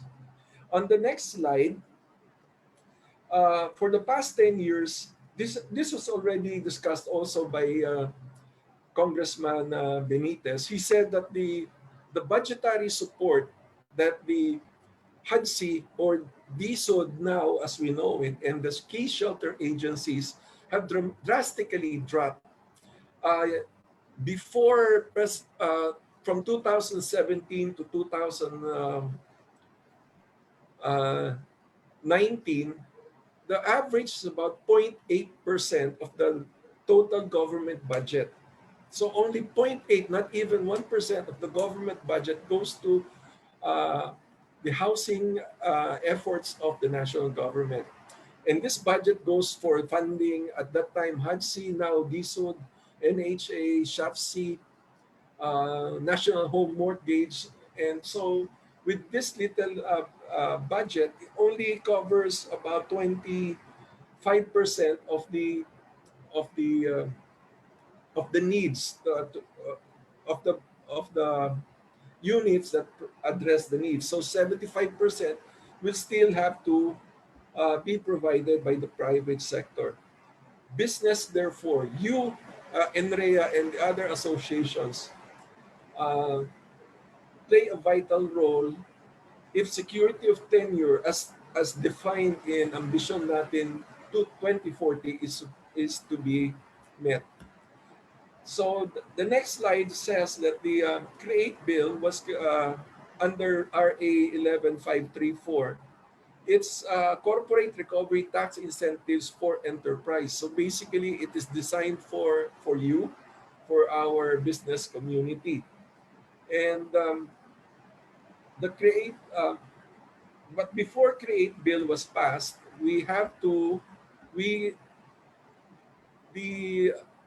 can you go to the next slide, please? The Board of Investment assist business enterprise or activity with the investment priorities plan, which is crafted or drafted by the Board of Investment in consultation with the Department of Finance and the business sector. So we draft the investment priority plan, and the plan is renewed every 3 years. So the last one was 2017, but on November 2020, the President signed it into law, and we were able to publish it on December of 2020, just last year. Now, with the passage of CREATE bill, all the agencies agreed that the 2020 investment priority plan become the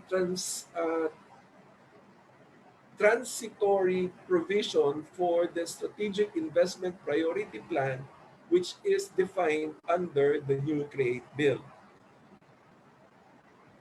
Next slide, please. Hopefully, the SIPP will be approved and released by the end of October this year. It all depends on how the IRR, which is currently being drafted, will look like. So everything is pending based on the format or the actual details that will be specified in the IRR for the CREATE bill. So next slide, please. The salient points of the CREATE bill is, as I've said earlier, the reduction of corporate income tax from 30% to 25%. The original plan when Train 2 was passed is that the corporate income tax would have been reduced to 2% every 2 years until 10 years later, the corporate income tax would have been 20%, which would have been competitive with Singapore. I think Singapore is about 17%, and then Hong Kong personal income tax, corporate income tax, something like 17%. So because of the pandemic, in order to expedite, to move, to bring in investments as soon as we can, the corporate income tax was immediately reduced from 30% to 25%. That's the number one advantage of or benefit coming from the CREATE bill. And then the VAT exemptions. Now the exemptions from VAT is one of the items that was vetoed by the President. So it being vetoed, we have to revert back to the Train 1 package, which limits the sale of residential house and lot units or other dwellings with a selling price of not more than 2 million. our original proposal in consultation with you is much more than that. I think you all know that. However, that section was vetoed, so you have to go back to the maximum of 2 million to be VAT exempt. As I have said, the VAT exemption is there to, naririnig ba niyo yung ulan? Mukulog pa dito sa Davao. So anyway,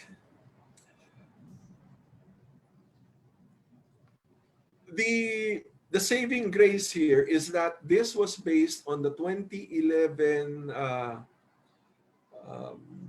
consumer price index released by the PSA. So if we feel that that we need to adjust the pricing, meron namang provision that allows us to change, because the VAT exemption is subject to review every 3 years based on the current consumer price index as released by the PSA. So hopefully, yung 2 million ceiling will be adjusted once we get the latest consumer price index from the PSA. But however, this can only take place every 3 years. So next slide, please. So the incentives as highlighted under CREATE is that everything that is below 1 billion, a project or an investment that is below 1 billion, can be approved by the IPAs, Investment Promotion Agency. So development projects with the Board of Investment, if it's less than 1 billion, the Board of Investment can approve it.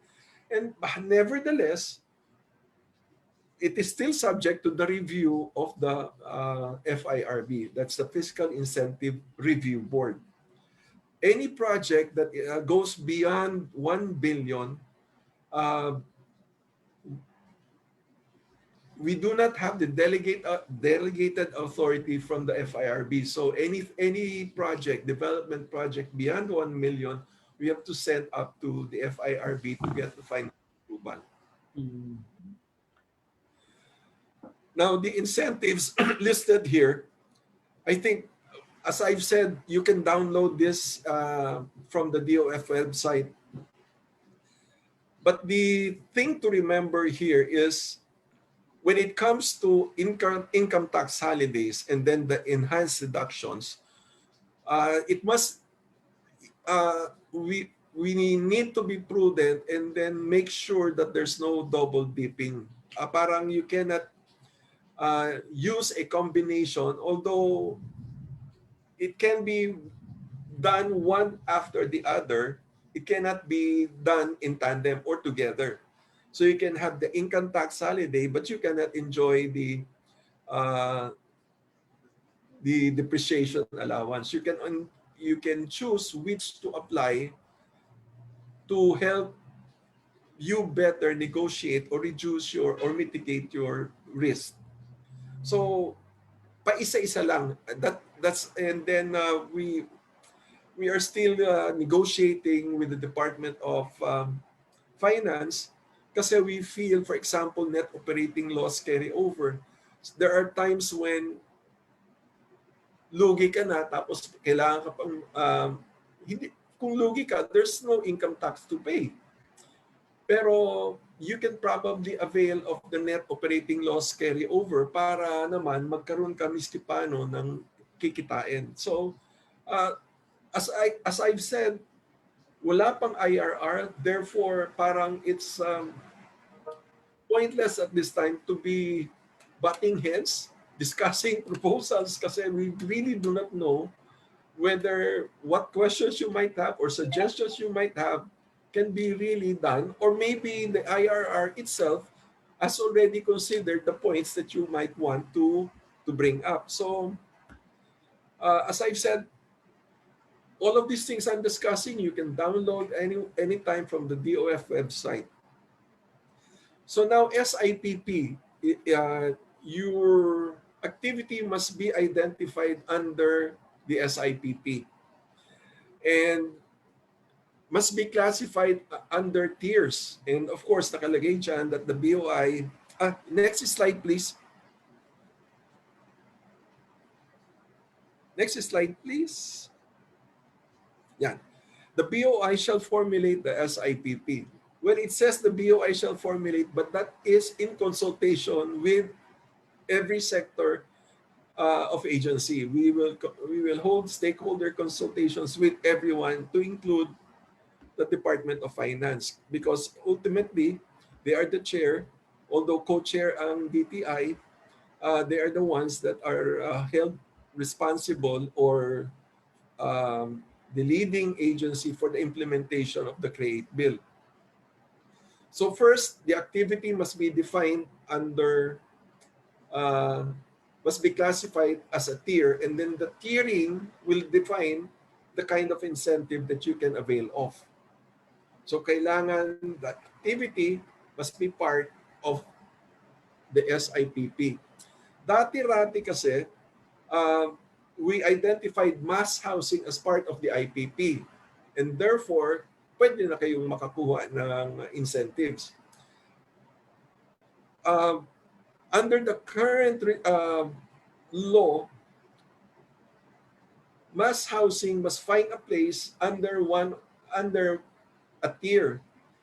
And then, of course, you know naman that we tried to put it in the Senate, they tried to put mass housing under tier 1, but again, it was part of what was vetoed. Nevertheless, we feel that it is something that we need to consider, and therefore we will appreciate the industry working closely with us so we can approach all our we can approach the OF as a single body with a petition. Pakisali naman yan. So that's tier 1. The next slide is okay, the next slide, tier 2, and then the next slide is tier 3. You will probably notice that it is basically ang support of the SIPP will be to the manufacturing sector. And here is where the next slide. And here is a matrix of why it is important to be classified tier 3, which hindi naman pwede dahil most of it, tier 2 and tier 3 are into manufacturing, knowledge creation, innovation, high technology. So the only area, the area for the housing sector would be under tier 1, and potentially hindi not so much with job generation, but to address a market failure. Can we go back 2 slides, please? Doon sa may tier 1, tier 3, then go back tier 1. Ang sabi kasi, tier 1 takes place in sectors with market failures. And then maraming definition ng market failure, but specifically nakasulat sa batas, resulting in under-provision of basic goods and services. So we want to explore this kasi as already stated, everybody knows the data of DSUD and then even the presentation of Congressman Benitez. There is a shortage in the supply of shelter, which is considered as a basic need.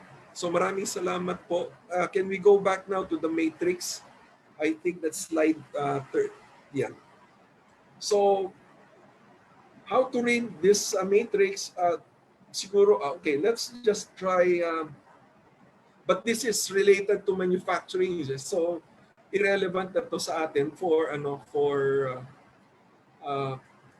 housing, for mass housing. However, for example, dati under 2020 IPP, if you locate outside of Metro Manila, you are given 4 years, and then for rental housing, you're given 2 years. So ganun din po ang epekto nito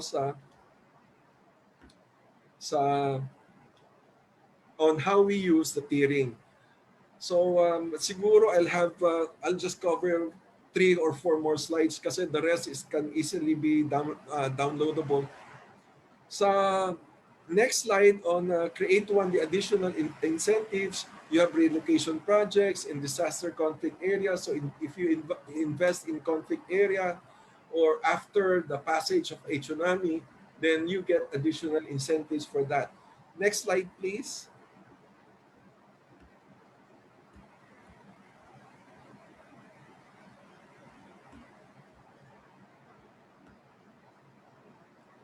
And then the removal of nationality and export bias. We are thinking of how this is possible, but definitely we cannot allow 100% foreign companies to buy land in the Philippines. Definitely that's out of the picture. And therefore, if we have a foreign investor that wants to invest in realty development, they need to partner with a Philippine company. That is just from our initial study of how the nationality bias has been removed or export bias has been removed by CREATE. So can we go to the next slide? Hindi ko na i-cover yung expansion. And then this is another angle that we can look at. But then the limitation of using the powers of the president, these are for projects that are really high-tech and then will cost 50 billion. Nevertheless, if we get the support of Congressman Benitez and then reclassify housing as a public good, then maybe we can get the full support of the president on this, and maybe we should be able to get the desired motivating incentives in place. So it needs a lot of work, and of course, sabi nga, this is pandemic, we have a new incentive package. We need to work together in order to get the maximum benefit for everyone, not just the investor, but also for the consumer. Next slide, please. Next slide will distinguish, well, this is about the 2020 IPP. As you can see, number 7, mass housing is highlighted there. Therefore, automatic, any applicant on mass housing will get their incentives. But this is for the transition period because we are using the 2020 IPP in the transition until such time makadevelop na ng SIPP. Next slide, please. So I will not dwell into this. Most of you know what the 2020 IPP looks like. So I'll just gloss over this. Economic and low-cost housing, sabi nga, selling price is up to 2 million only as a result of Train 1. The next slide is a comparison between 2017 and then 2020 IPP. We don't really have to discuss that here. The qualifications for registration is about modular housing. Ganun din po, kilala din po ninyo, dati na po natin ginagawa yan.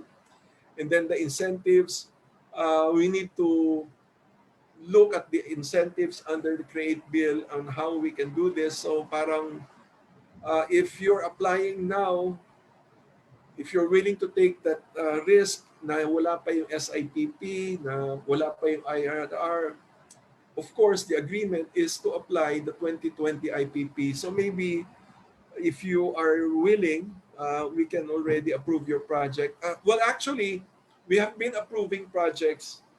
Ang hindi lang namin na-approve is a project that is going to invest 1 billion. So we have to send it up to FIRB.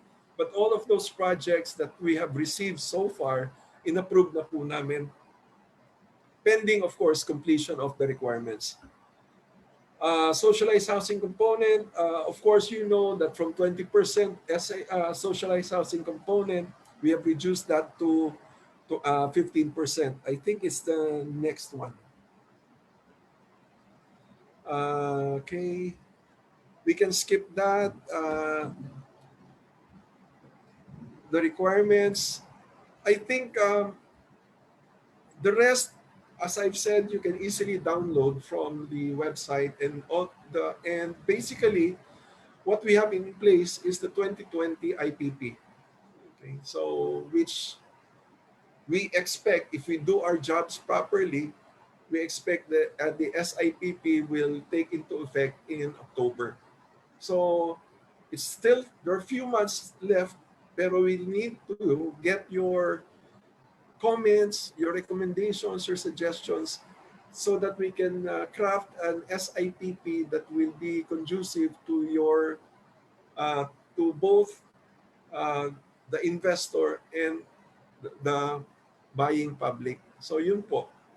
With that, please hold your questions later on for our question and answer period. I am really, that's the reason why I came. Kasi alam po namin na marami po kayong mga tanong, and hopefully I can answer your questions later. So maraming salamat po.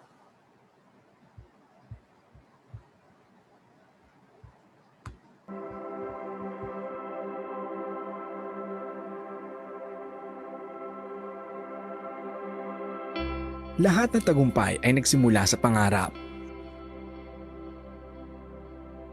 Pangarap na kalaunay unti-unting lumaki.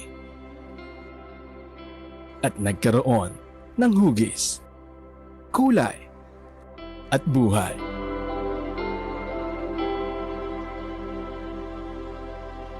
Tulad ng fiesta noon, na isinilang dahil sa pangarap na bigyan tahanan ang bawat pamilyang Pilipino. Pangarap na higit sa pagbibigay hugis sa pamumuhay ng isang simpleng manggagawa at nagbigay inspirasyon upang patuloy na magsumikap. Pangarap na higit pa sa pagbibigay kulay sa bawat muka ay nagatid saya sa mga puso ng bawat isa. At pangarap na higit pa sa pagpapahalaga sa buhay ng bawat miyembro ng pamilya at nagdulot din ng matibay na samahan. Pagbibigay halaga sa bawat pamilyang Pilipinong pinagbuklod ng hangaring maisaayos ang pamumuhay sa mapayapa at malinis na komunidad. Komunidad na nagbigay ng maraming tahanan at nabuo sa makabagong teknolohiya at patuloy na pagsusumikap. Hatid ang swak at abot kayang bahay para sa lahat. Family, investment, environment, shelter, technology, affordability. Ito ang mga naging gabay ng Fiesta Communities upang tuparin ang misyon na makapagbigay ng bahay para sa mas maraming pamilyang Pilipino. Sa bawat hakbang na tinahak, kinakitaan ng potensyal ng Fiesta ang mga lalawigan ng Central Luzon. Iba't ibang komunidad ang nabuo sa Pampanga, Tarlac, Zambales, at Bataan. 2020, patuloy pa rin ang Fiesta Communities sa pagtupad ng aming misyon na makapagbigay ng disente at abot kayang pabahay sa pamilyang Pilipino. Malayo na ang ating nilakbay tungo sa pagbibigay ng abot kayang pabahay.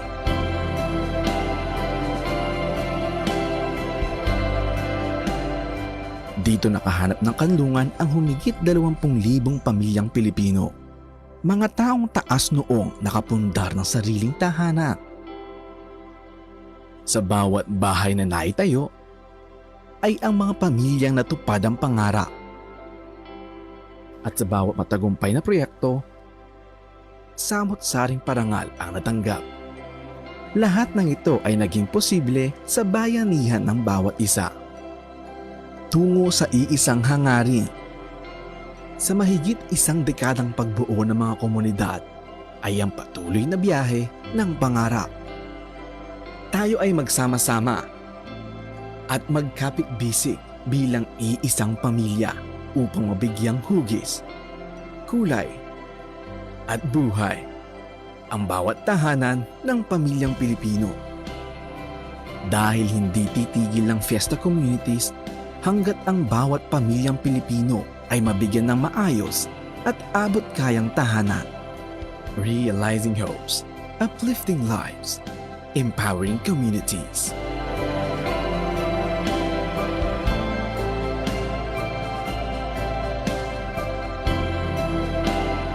Fiesta Communities.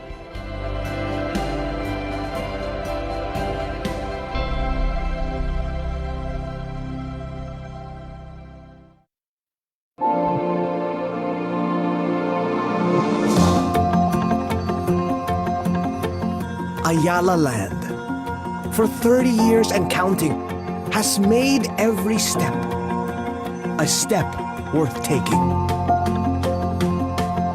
towards their vision that enhancing land and enriching lives should go hand in hand. And every step taken since was to empower dream makers, lifestyle setters, trailblazers in estates that were game changers. And as the journey continues, let's go hand in hand, moving with every step to enrich lives, to enhance land.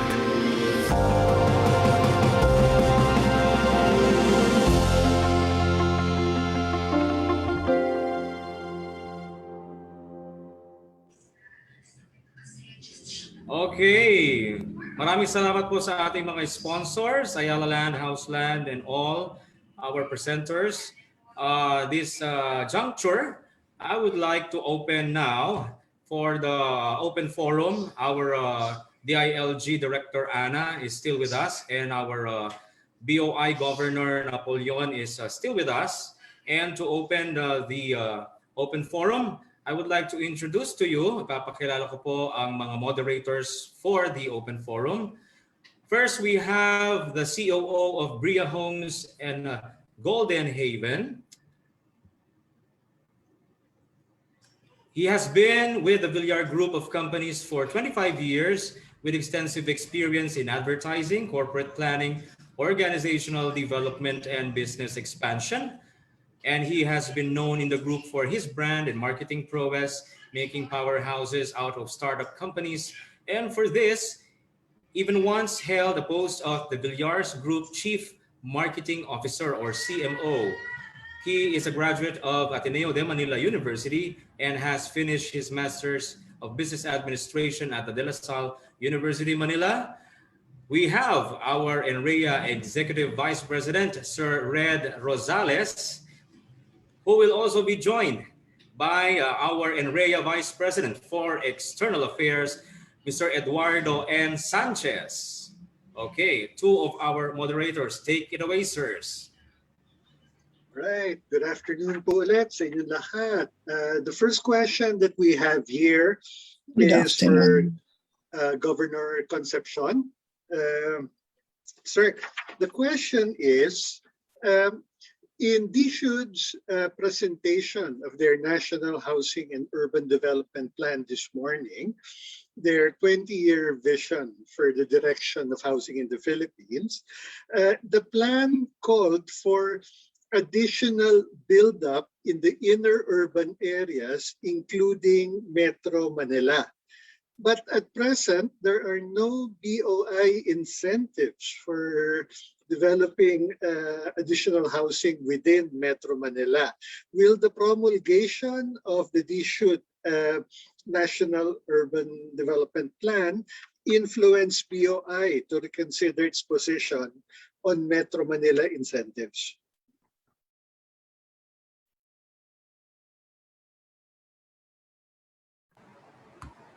Okay, that's a very good question and quite challenging. I hope you can still hear me because yes, sir. Ang lakas naman dito eh. Siguro that gives me a good excuse. I did not hear that question. Anyway, okay.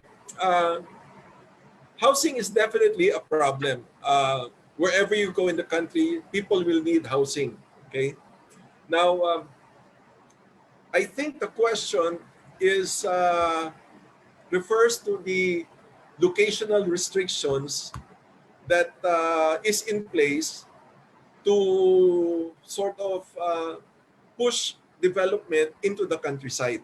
So that's why if you're going to if your facility or your development is in Metro Manila, then we're saying that maybe wag na lang dyan. We have other areas in the Philippines that needs housing. That is our way of directing your development to other areas. One, to decongest Metro Manila. We are because for as long as these people are coming to Metro Manila,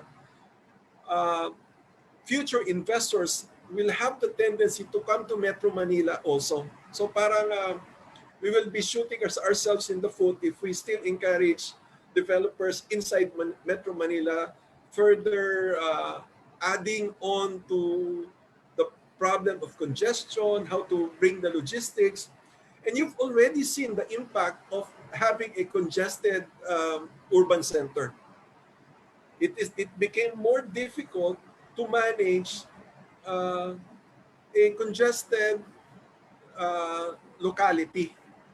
So parang, well, as you know, and since I'm the parang oversight for real estate, my vision is people come to Manila to find jobs. And therefore, if we can provide them facilities to call their own, hindi naman personal property, but to parang have an assured place to stay if they come to Manila for a month only looking for a job kasi seasonal yung kanilang requirement. And what strikes me is that we, despite of the need of Metro Manila for workers, we do not have dormitory facilities. I'm just looking at Singapore. In Singapore, they have dormitory facilities for workers. Diba? Focus na focus eh. You need workers, we'll give you, you can bring in your business to Singapore and then meron kang makikita, miski paano, dormitory facilities. And everything is controlled. But then again, meron din tayo, we also have a requirement kasi if you have dormitories for workers, that means that they have the capacity to somehow pay for this privilege of staying in a dormitory. So, masyadong malawak ang pangangailangan when it comes to housing. And that's why I really like the suggestion of Congressman Benitez when he said that housing should be classified as a public good. Diba? If it's a public good, then it becomes the burden of government. And then government will have to fund these projects. And then, of course, we cannot do it alone. So that provides more opportunities for government and then the business sector to collaborate to solve a gap in the provision of a public good. So I hope that answers the question. Okay, thank you po for that.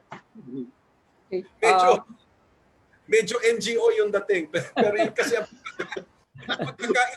kasi when you talk about housing, I look at the informality and I try to find solutions for our poor people, di ba? And if I can get business to join us in government, me, not all in government are thinking like I do, but if we can have more people, and kasi my experience with Habitat, and then bahay, ano to, yung Gawad Kalinga, I mean, it is possible if people put their shoulders together, bayanihan style. Kaya natin to eh. So thank you po. Thank you for that question. Maraming salamat, Gov. Nap. Nagpapasalamat po kami dun sa mga tatlong resource speakers natin this afternoon. But there's a question addressed to Director Ana. Yeah. Ma'am? Si Ma'am Director Ana, yeah. Magandang hapon po. There's a question addressed to you directly. Ma'am, as per your presentation earlier, LGU set priorities for spatial development through their CLUPs and CPDs that follow HLURB guidelines. This morning, ASEC Tolentino of DSUD announced DSUD 20-year Human Settlements Master Plan. Will DILG coordinate the efforts of the LGUs to get behind this plan? Ay, ma'am. Okay, can you hear me po? Can you hear me Yes now? po. Yes Okay. po. So, maraming salamat for the question. Actually, siguro po yung tanong, how will DILG in coordination with the SUD get local government units on board? No, kasi so with the plan of the SUD, now DILG and the SUD should collaborate in order to inform, capacitate local government units so that they can be support behind the national plan of the SUD. So even before naman po with this plan, meron tayo dati mga National Shelter and Urban Development Plan.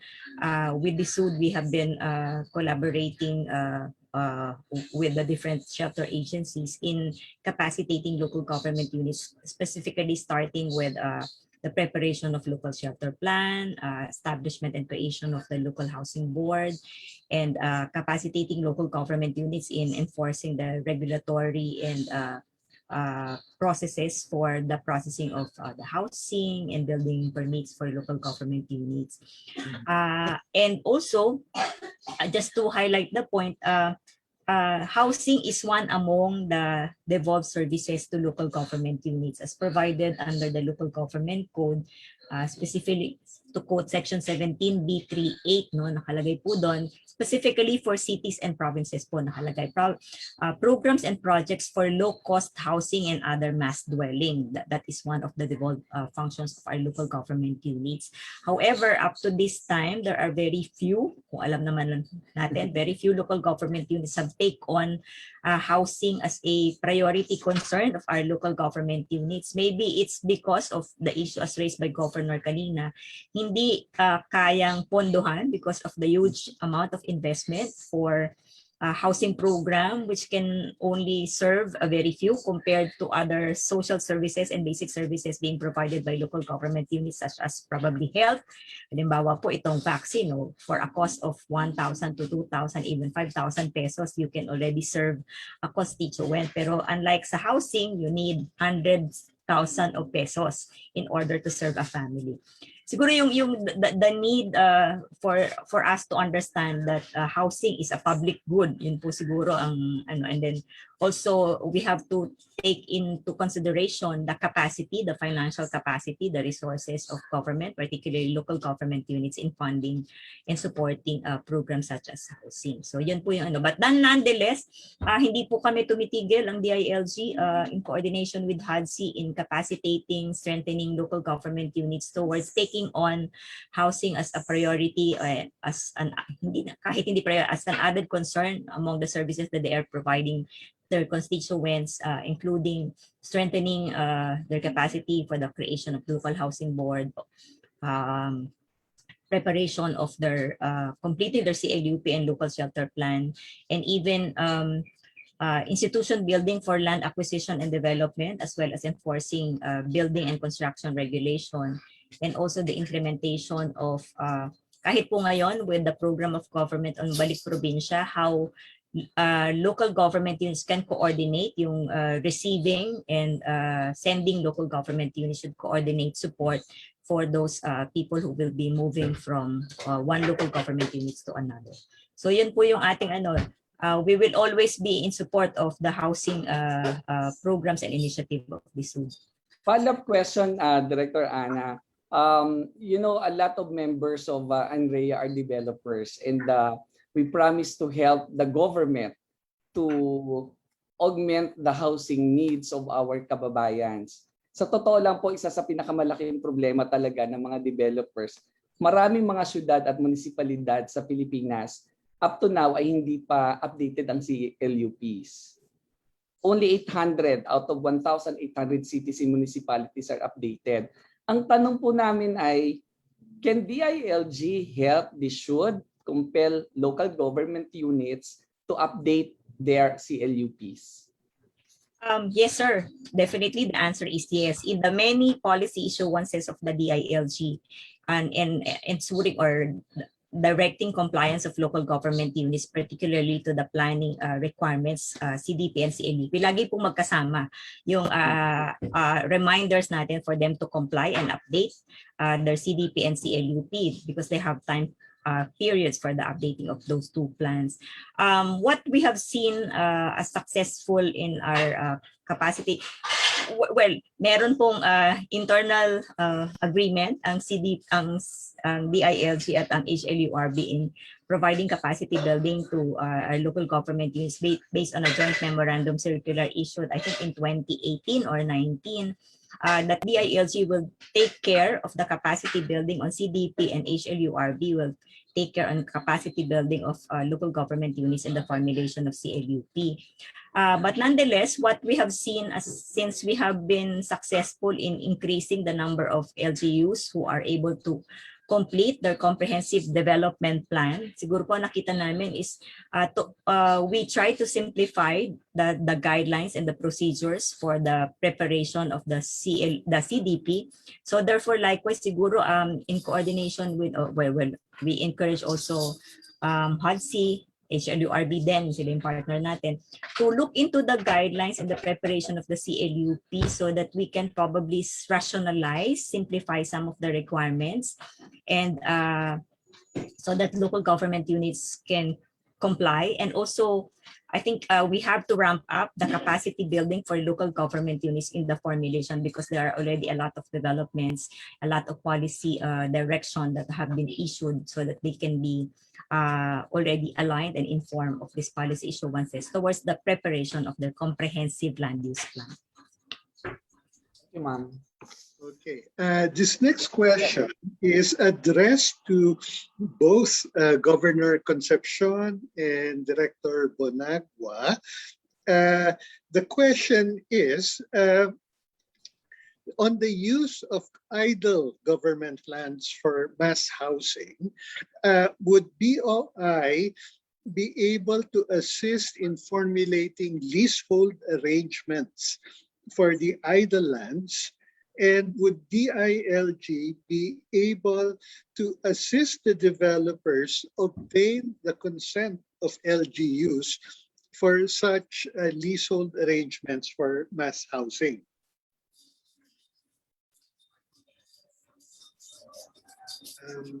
So sa inyong dalawa po naka-address.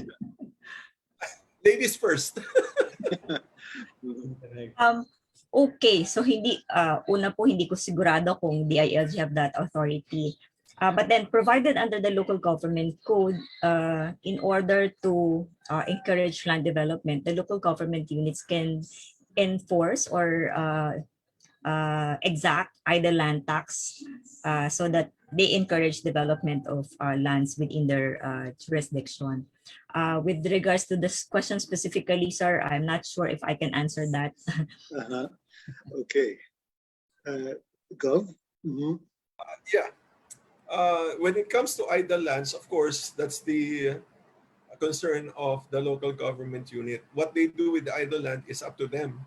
And then for a long time, a lot of government idle lands or areas that are protected have been occupied by informal settlers. And then it's now a bigger problem to solve because of the sheer numbers of people that are occupying idle lands. As a result of one of the things that we discovered during our research that was about 10 years ago, informal settlers respect private boundaries. They do not. We discovered that an area that was repossessed by a bank was, or even from the bank, it was turned over to PDIC. Overnight, nagkaroon ng squatter kasi people discovered government property pala yun. So overnight, somehow they found information that it is now in the hands of government kasi it's PDIC. So people came overnight, nagkaroon ng yung Tent City. People came, but right across the street, yung Barangay Road, right across is a private property, Nugan, coconut farm, and yet nobody's locating there. So it's parang pag nasa kamay ng gobyerno, for example, idle lands, people will take over. I mean, will come and take over. So talagang the proper utilization of these idle lands is in the hands of the local government unit. Private lands, madaling i-protect yun eh. Private owners can put guards or hire one of the members of the community to stand guard. There's so many ways of protecting idle land if it's in the hands of the private sector. Pero pag nabalitaan na it's a government land yan, even sa paradigm, when they think that ay yung loan is land bank, ay, hindi mo na kailangan bayaran. Any time na mabanggit na ito ay galing sa gobyerno,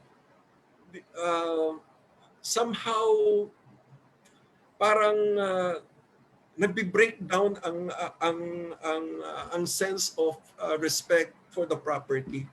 So talagang if you're talking of idle lands, it's the local government that has control of those idle lands. And on the question of the Board of Investment, we're open to any suggestion kasi we cannot impose. What we want to do is to reduce the risk, to mitigate the risk that developers will have to face in order to answer or address a public good, an issue on public good, di ba?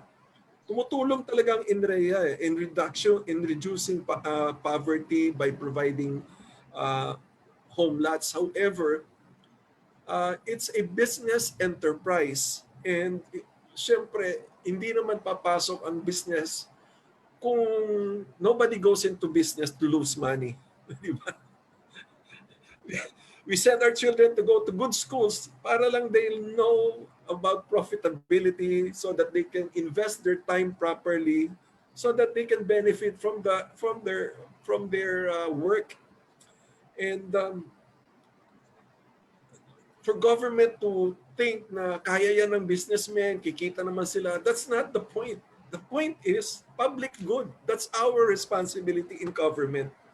And kung tumutulong ang private sector in addressing that need, then definitely the Board of Investment will be there to help you. Tutulong kami talaga because we feel that you are moving in the right direction. Thank you, Governor Nap. What an interesting afternoon. We're getting a lot of questions from our chat box.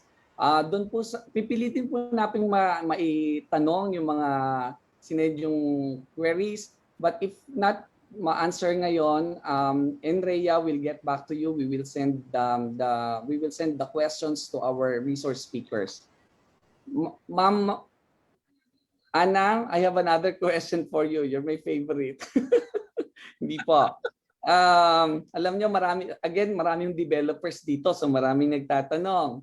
Sabi nila, given that each LGU sets its own building permit policies, zoning restrictions, and land use policies, how can the ILG assist the real estate industry in seeking more consistent uniform standards? Kasi ho, iba-iba talaga ang rules per city, per municipality.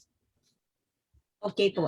Actually, yan po yung very purpose of our advocacy on ease of doing business. No, the reason why we have been very active in advocating to local government units to improve their transaction with clients, specifically the private sector, on standardizing, streamlining, and automating their business permitting process as well as their building permit process, so that they can provide uniform and sana pare-parehong quality of service across local government units.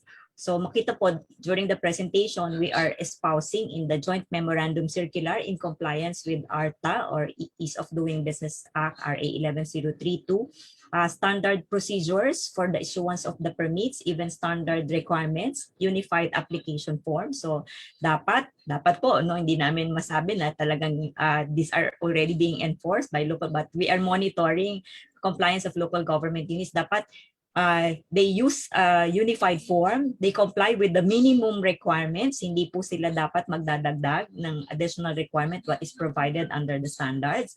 And in the number of steps that should be undertaken on the perspective of the client, hindi nila dapat pabalik-balikin. So a maximum of 3 steps, you apply, you pay, and you claim. Yun po lang ang dapat na face-to-face transaction that the client should be undergoing in securing the permit, as well as standardizing the procedures for the processing so that local government units can eventually take on the automation, because the automated process or the IDPLS being deployed by DICT is a uniform process. So the manual process of local government units should already be streamlined so that they can apply the automated system of the DICT or the IDPLS. So yun po yung mga campaigns natin. We are in coordination with ARTA, which is very active right now. We have been monitoring compliance of local government units every year as to the progress in terms of complying with each of the requirements on the streamlining, re-engineering, and automation of the permitting process at the local level. So yun po yung ating mga support to the local government units, and hopefully this will eventually help our members of NBIA in securing permits and licenses from our local governments. Director Ana, related to the previous question, pinapatanong po ng isa naming advisor, ni Sir Banzan Choa.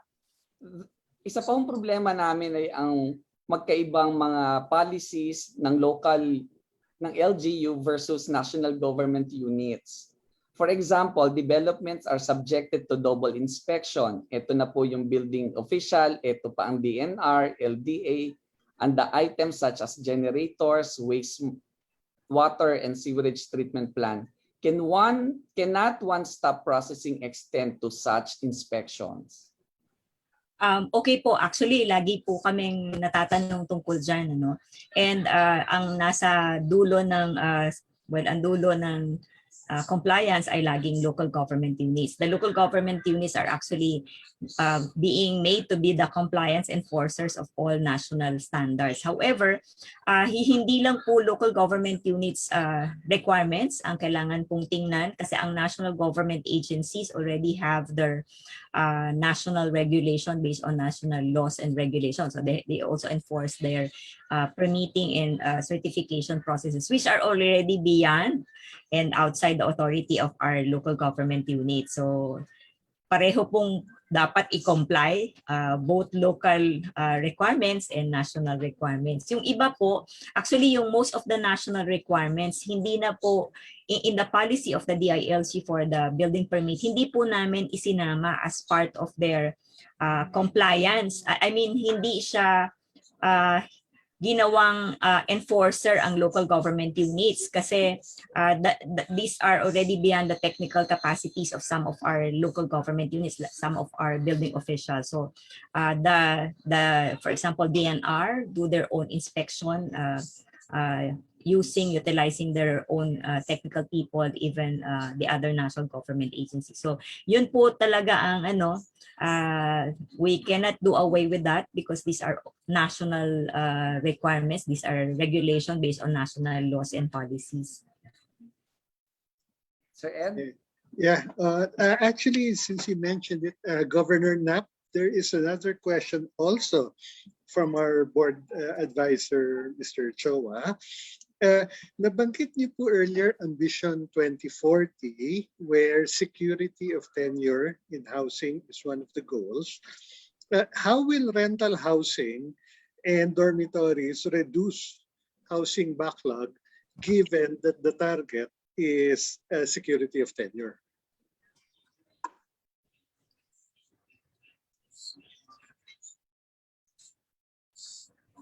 All right. Thank you for that very nice question, Bansan. And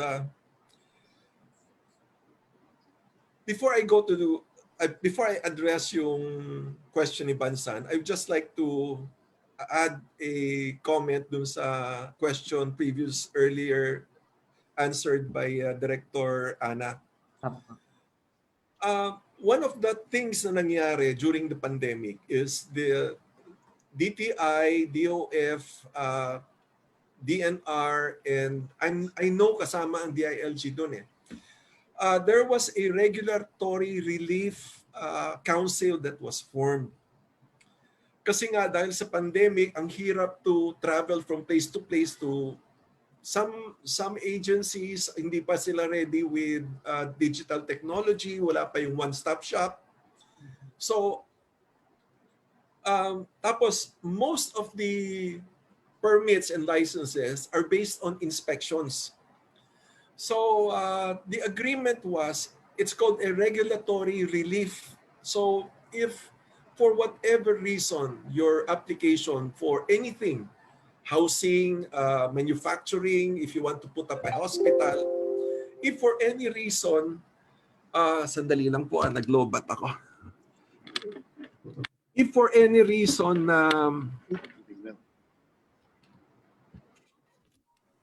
sandali.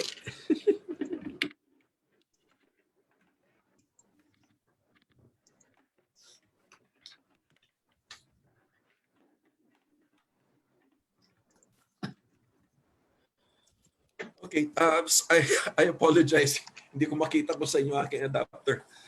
For any reason na ma-delay ang approval process, you can write directly to the Regulatory Relief Council. If I remember right, I'm not a lawyer. Ang sabi kasi doon, if it takes you, they're given so many days tapos hindi pa rin ma-approve, it would be deemed hereby approved. Parang ganon. And so you can move forward. So I don't know, I don't remember yung lead doon at that time, the representative of Secretary Dominguez, pero he was so happy that we were able to bring that into we were able to settle that right away. So it's called Regulatory Relief Council. So if any application is staying too long in one office, you write to the Regulatory Relief Council and then they will give you the authority to go ahead and continue with the project. The only things that cannot be applied for regulatory relief are taxes, at saka the other one is if it's a DNR environmental law. So yun. Anything else, kasama na po doon ng DILG. Yun po ang pagkakaintindi ko because I thought kasama ang DILG sa meeting eh. You can write directly to the Regulatory Relief Council and then they'll give you the authority. And then since nag-violate yung office na yun, hindi na kailangan dumaan sa ARTA, your application is hereby approved. Yun yung gusto ko na idagdag yun kasi it's very little known avenue or portal for any activity na naiipit dahil sa regulation ng isang local government unit or isang national government agency. So now going back to mamaya na lang kung may questions pa kayo doon. Pero we would like to acknowledge Sir Bansan. I think he has a follow-up question to that. Sir Bansan Choa, tumataas po kamay nyo. Good afternoon, long time no see. Anyway, ang question ko kasi it's not about application. During pandemic period, people from DNR go out and inspect and then they issue a lot of fines on non-submission of report, which yun ang hindi namin maintindihan. Yes. That's why my question was first directed to DILG, because that's a duplication of work.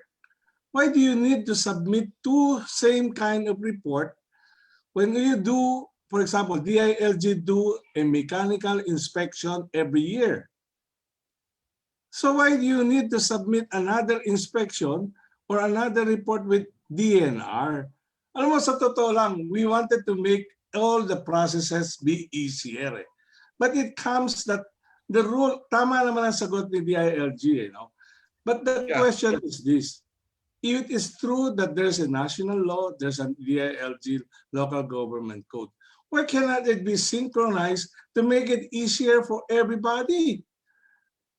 Yun lang ang hindi ko maintindihan. Kaya I have to raise that question because they are starting to find people during pandemic period. Sorry, but it affects not only us, it affects a lot of people, especially manufacturing and also mga condominium. Do you know that under the code, generator is not a mandatory requirement? Yun ang hindi namin alam. Maraming tao hindi nakakaalam nun. But generator was only a requirement because during the time of President Ramos, marami tayong brownout. So para hindi mahirapan yung mga tao, we put generator. But we finally found out it is not a requirement by law. Kaya anyway, ayaw ko naman pahabain, but I think we have to make it clear kasi nga maraming affected. And I think a lot of our friend developer, saka yung mga ibang unit owners, they are even concerned because fine have to be paid. Hindi ka na lang sasagutin yung question mo. We have maybe with this convention, there are certain issues that we have to bring it up, not only to a specific department, but also an interagency. Kagaya sabi nga ni Govnab, there was an agreement between different agencies, but it seems that some of them are not implementing what is yung pinag-usapan hindi mo naman magagalit sa akin si Govnap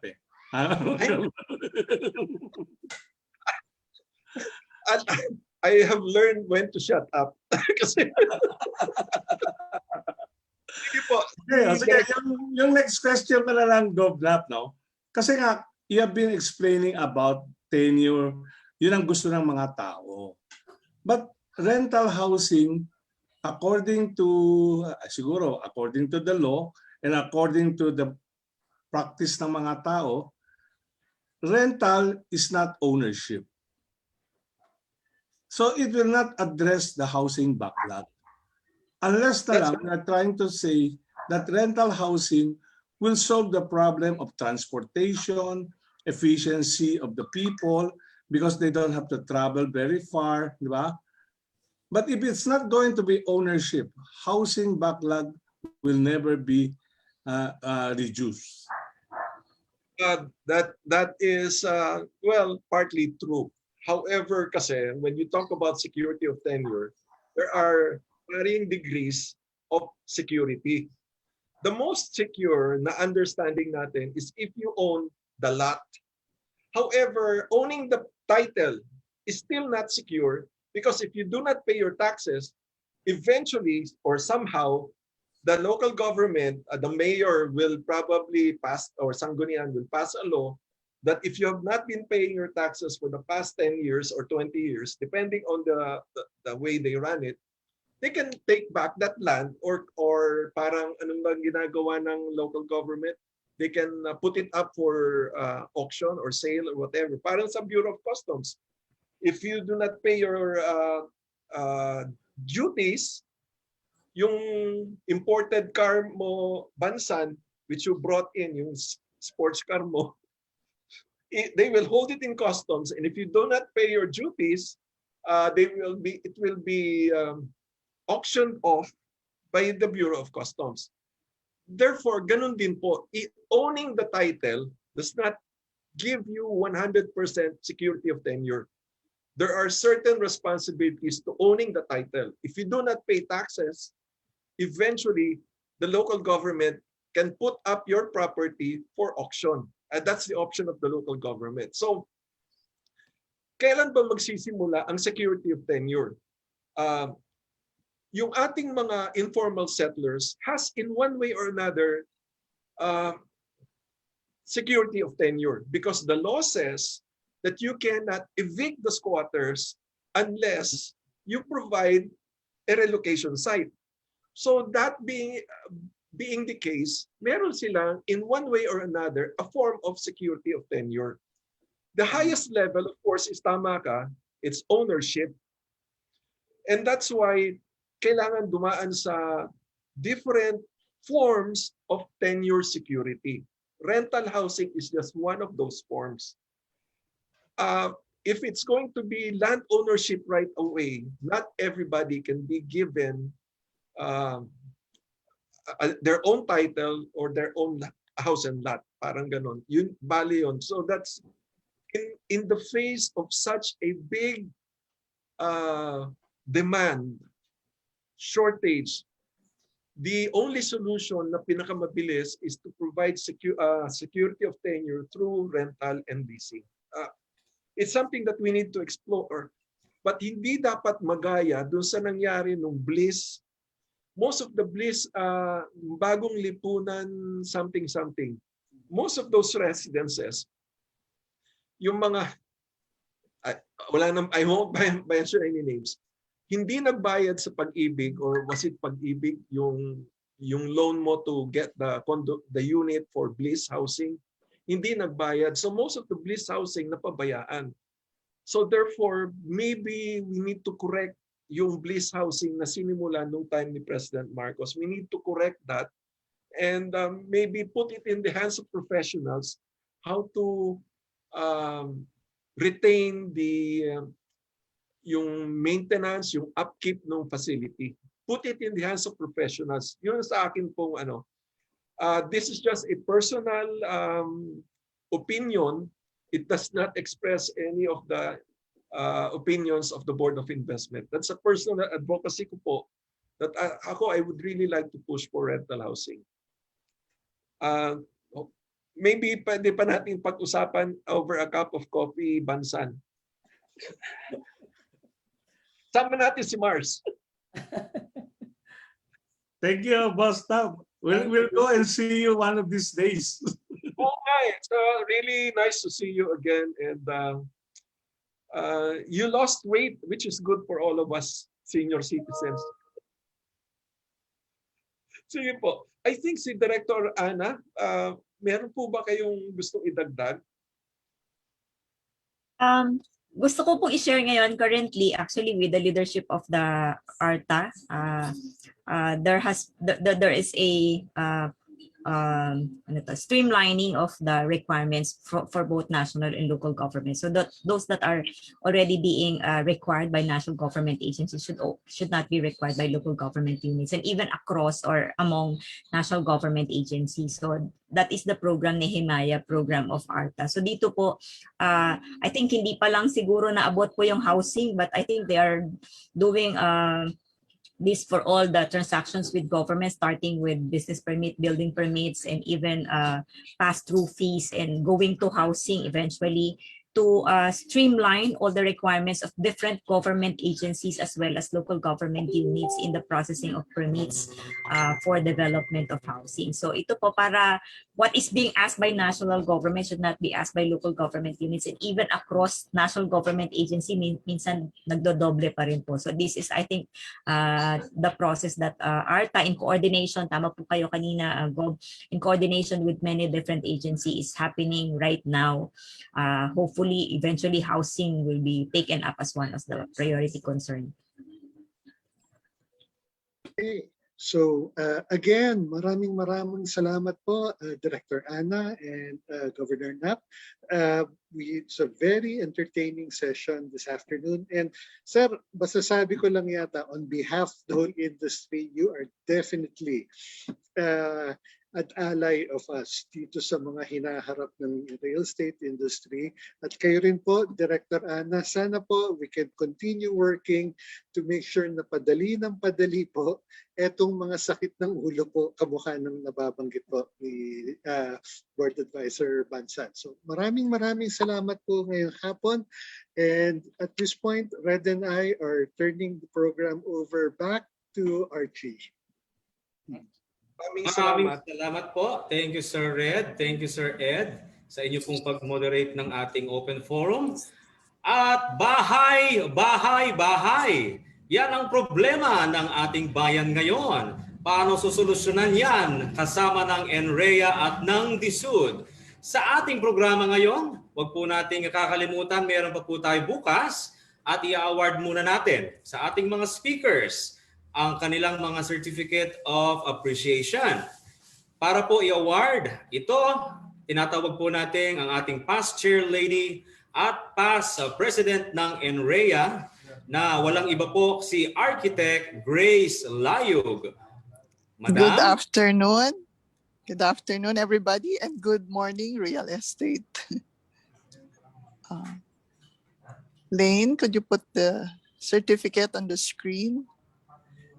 The National Real Estate Association, Inc., the one-stop trade organization, presents this certificate of appreciation, proudly presented to Director Annalisa F. Bonagua, in sincere appreciation of her invaluable service to the association, particularly as a special guest and speaker during the NREA DSHUD 25th National Convention online, entitled Rising Above the Housing and Health Challenges, on May 21 to 22, 2021, via Zoom and NREA Philippines Facebook Live.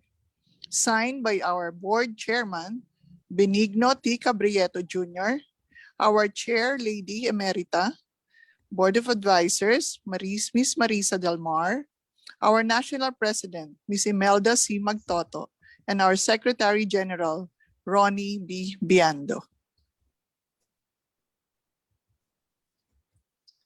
The National Real Estate Association, Inc., the one-stop trade organization, presents this certificate of appreciation to our Honorable Jose Francisco Benitez, in sincere appreciation of his invaluable service to the association, particularly as a special guest and speaker during the NREA DSHUD 25th National Convention online, entitled Rising Above the Housing and Health Challenges, on May 21 to 22, 2021, via Zoom and NREA Philippines Facebook Live. Signed by our Board Chairman, Mr. Benigno T. Cabrieto Jr., our Chair Lady Emerita, and Chair Lady of our Board of Advisors, Ms. Marisa Del Mar, our National President, Ms. Imelda C. Magtoto, and our Secretary General, Architect Ronnie B. Biando. The National Real Estate Association, Inc., the one-stop trade organization, presents this certificate of appreciation to our to Governor Napoleon E. Concepcion, in sincere appreciation of his invaluable service to the association, particularly as a special guest and speaker during the NREA DSHUD 25th National Convention online, entitled Rising Above the Housing and Health Challenges, on May 21 to 22, 2021, via Zoom and NREA Philippines Facebook Live. Signed by our Board Chairman, Mr. Benigno T. Cabrieto Jr., our Chair Lady Emerita, and Chair Lady Board of Advisors, Ms. Marisa Del Mar, our National President, Ms. Imelda C. Magtoto, and Secretary General, Architect Ronnie B. Biando. Okay, maraming salamat po ulit sa ating mga naging speakers for this Session 2, afternoon of Day 1. Sana po ay makapiling pa rin po namin kayo tomorrow. And hindi pa po tayo tapos, we would like to award for the moderators ang kanilang mga plaque of appreciation to be given by no less than our Secretary General, the handsome debonair, Sir Jovi Tupaz. Thank you very much. The National Real Estate Association, in its 30 years as the one-stop trade organization, presents this certificate of appreciation to Mr. Red J. Rosales in sincere appreciation of your invaluable service to the association, particularly as moderator during the NREA DSHUD 25th National Convention, Rising Above the Housing and Health Challenges on May 21 to 22 via Zoom and NREA Philippines Facebook Live, signed by our board chairman, Mr. Benigno T. Cabrieto Jr., our chair emerita, Ms. Marisa Del Mar, our national president, Ms. Imelda Magtoto, and our secretary general, the legal and real secretary general for this year, Architect Ronnie B. Biando. Next, again, celebrating 30 years of the National Real Estate Association as the one-stop trade organization, this certificate of appreciation is proudly presented to Mr. Eduardo N. Sanchez in his sincere appreciation of your invaluable service to the association, particularly as moderator during the NREA DSHUD 25th National Convention, Rising Above the Housing and Health Challenges on May 21 to 22 via Zoom and NREA Philippines Facebook Live, signed by our board chairman, Mr. Benigno T. Cabrieto Jr., our chair emerita, Ms. Marisa Del Mar, our national president, Ms. Imelda C. Magtoto, and our secretary general, Architect Ronnie B. Biando. Thank you very much, gentlemen.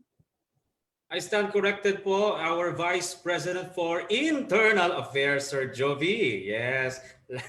Pasensya na po. Salamat po sa inyong paggagawad ng kanilang mga certificates.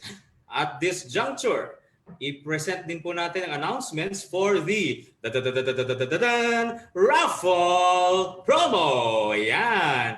I will just read on our board the mechanics of our raffle. First, the raffle is open to all participants and professionals. Second, participants must fill out the online registration form for every sessions, where there are 4, and multiple entry is not valid. Third, participants must be present during the 4 sessions, and participants must like and follow the NREA Philippines Facebook page, and that is www.facebook.com/NREA1991. And for our raffle draw and prizes, the winners will be randomly generated through an electronic draw. The winners will be determined on May 22, that is tomorrow, at 4 p.m. So dapat tapusin po yung ating session. And third, winners will receive 5,000 pesos, 3,000 pesos, and 2,000 pesos. The winners will be notified via email and contact numbers provided in our Google link. And that's all for today. We would like to thank once again our dear sponsors. May I thank first One Filipinos Worldwide. Sama-sama tayo para sa Bagong Bayani, OFW Worldwide. EGI or Eganson Incorporated. Bria, your home of choice. Golden Haven Memorial Parks, Vista Residences, Juraville Realty and Development Corporation, The Lakeshore, The Houselands, Forest Lake, SMDC, Fiesta Communities, Kone, Davis Paint Reinvented, National Home Mortgage Finance Corporation, Pag-ibig Fund, lamudi.com.ph, Philippine Daily Inquirer, and of course, my company, Ayala Land. Thank you so much for everyone for attending this session for today. For further announcements, may we call our National President? We have Ma'am Imelda Magtoto. Yeah, we will have picture taking. And see you tomorrow. Picture taking first. Requesting everyone to kindly turn on your cameras for our photo opportunity.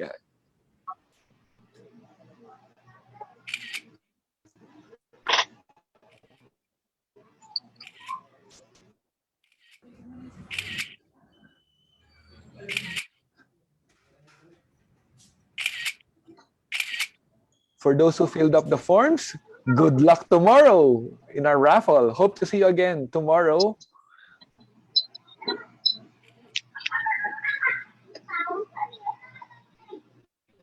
Once again, thank you so much for attending today's our first day session. Tomorrow, we will meet again at 9 o'clock to 5 p.m.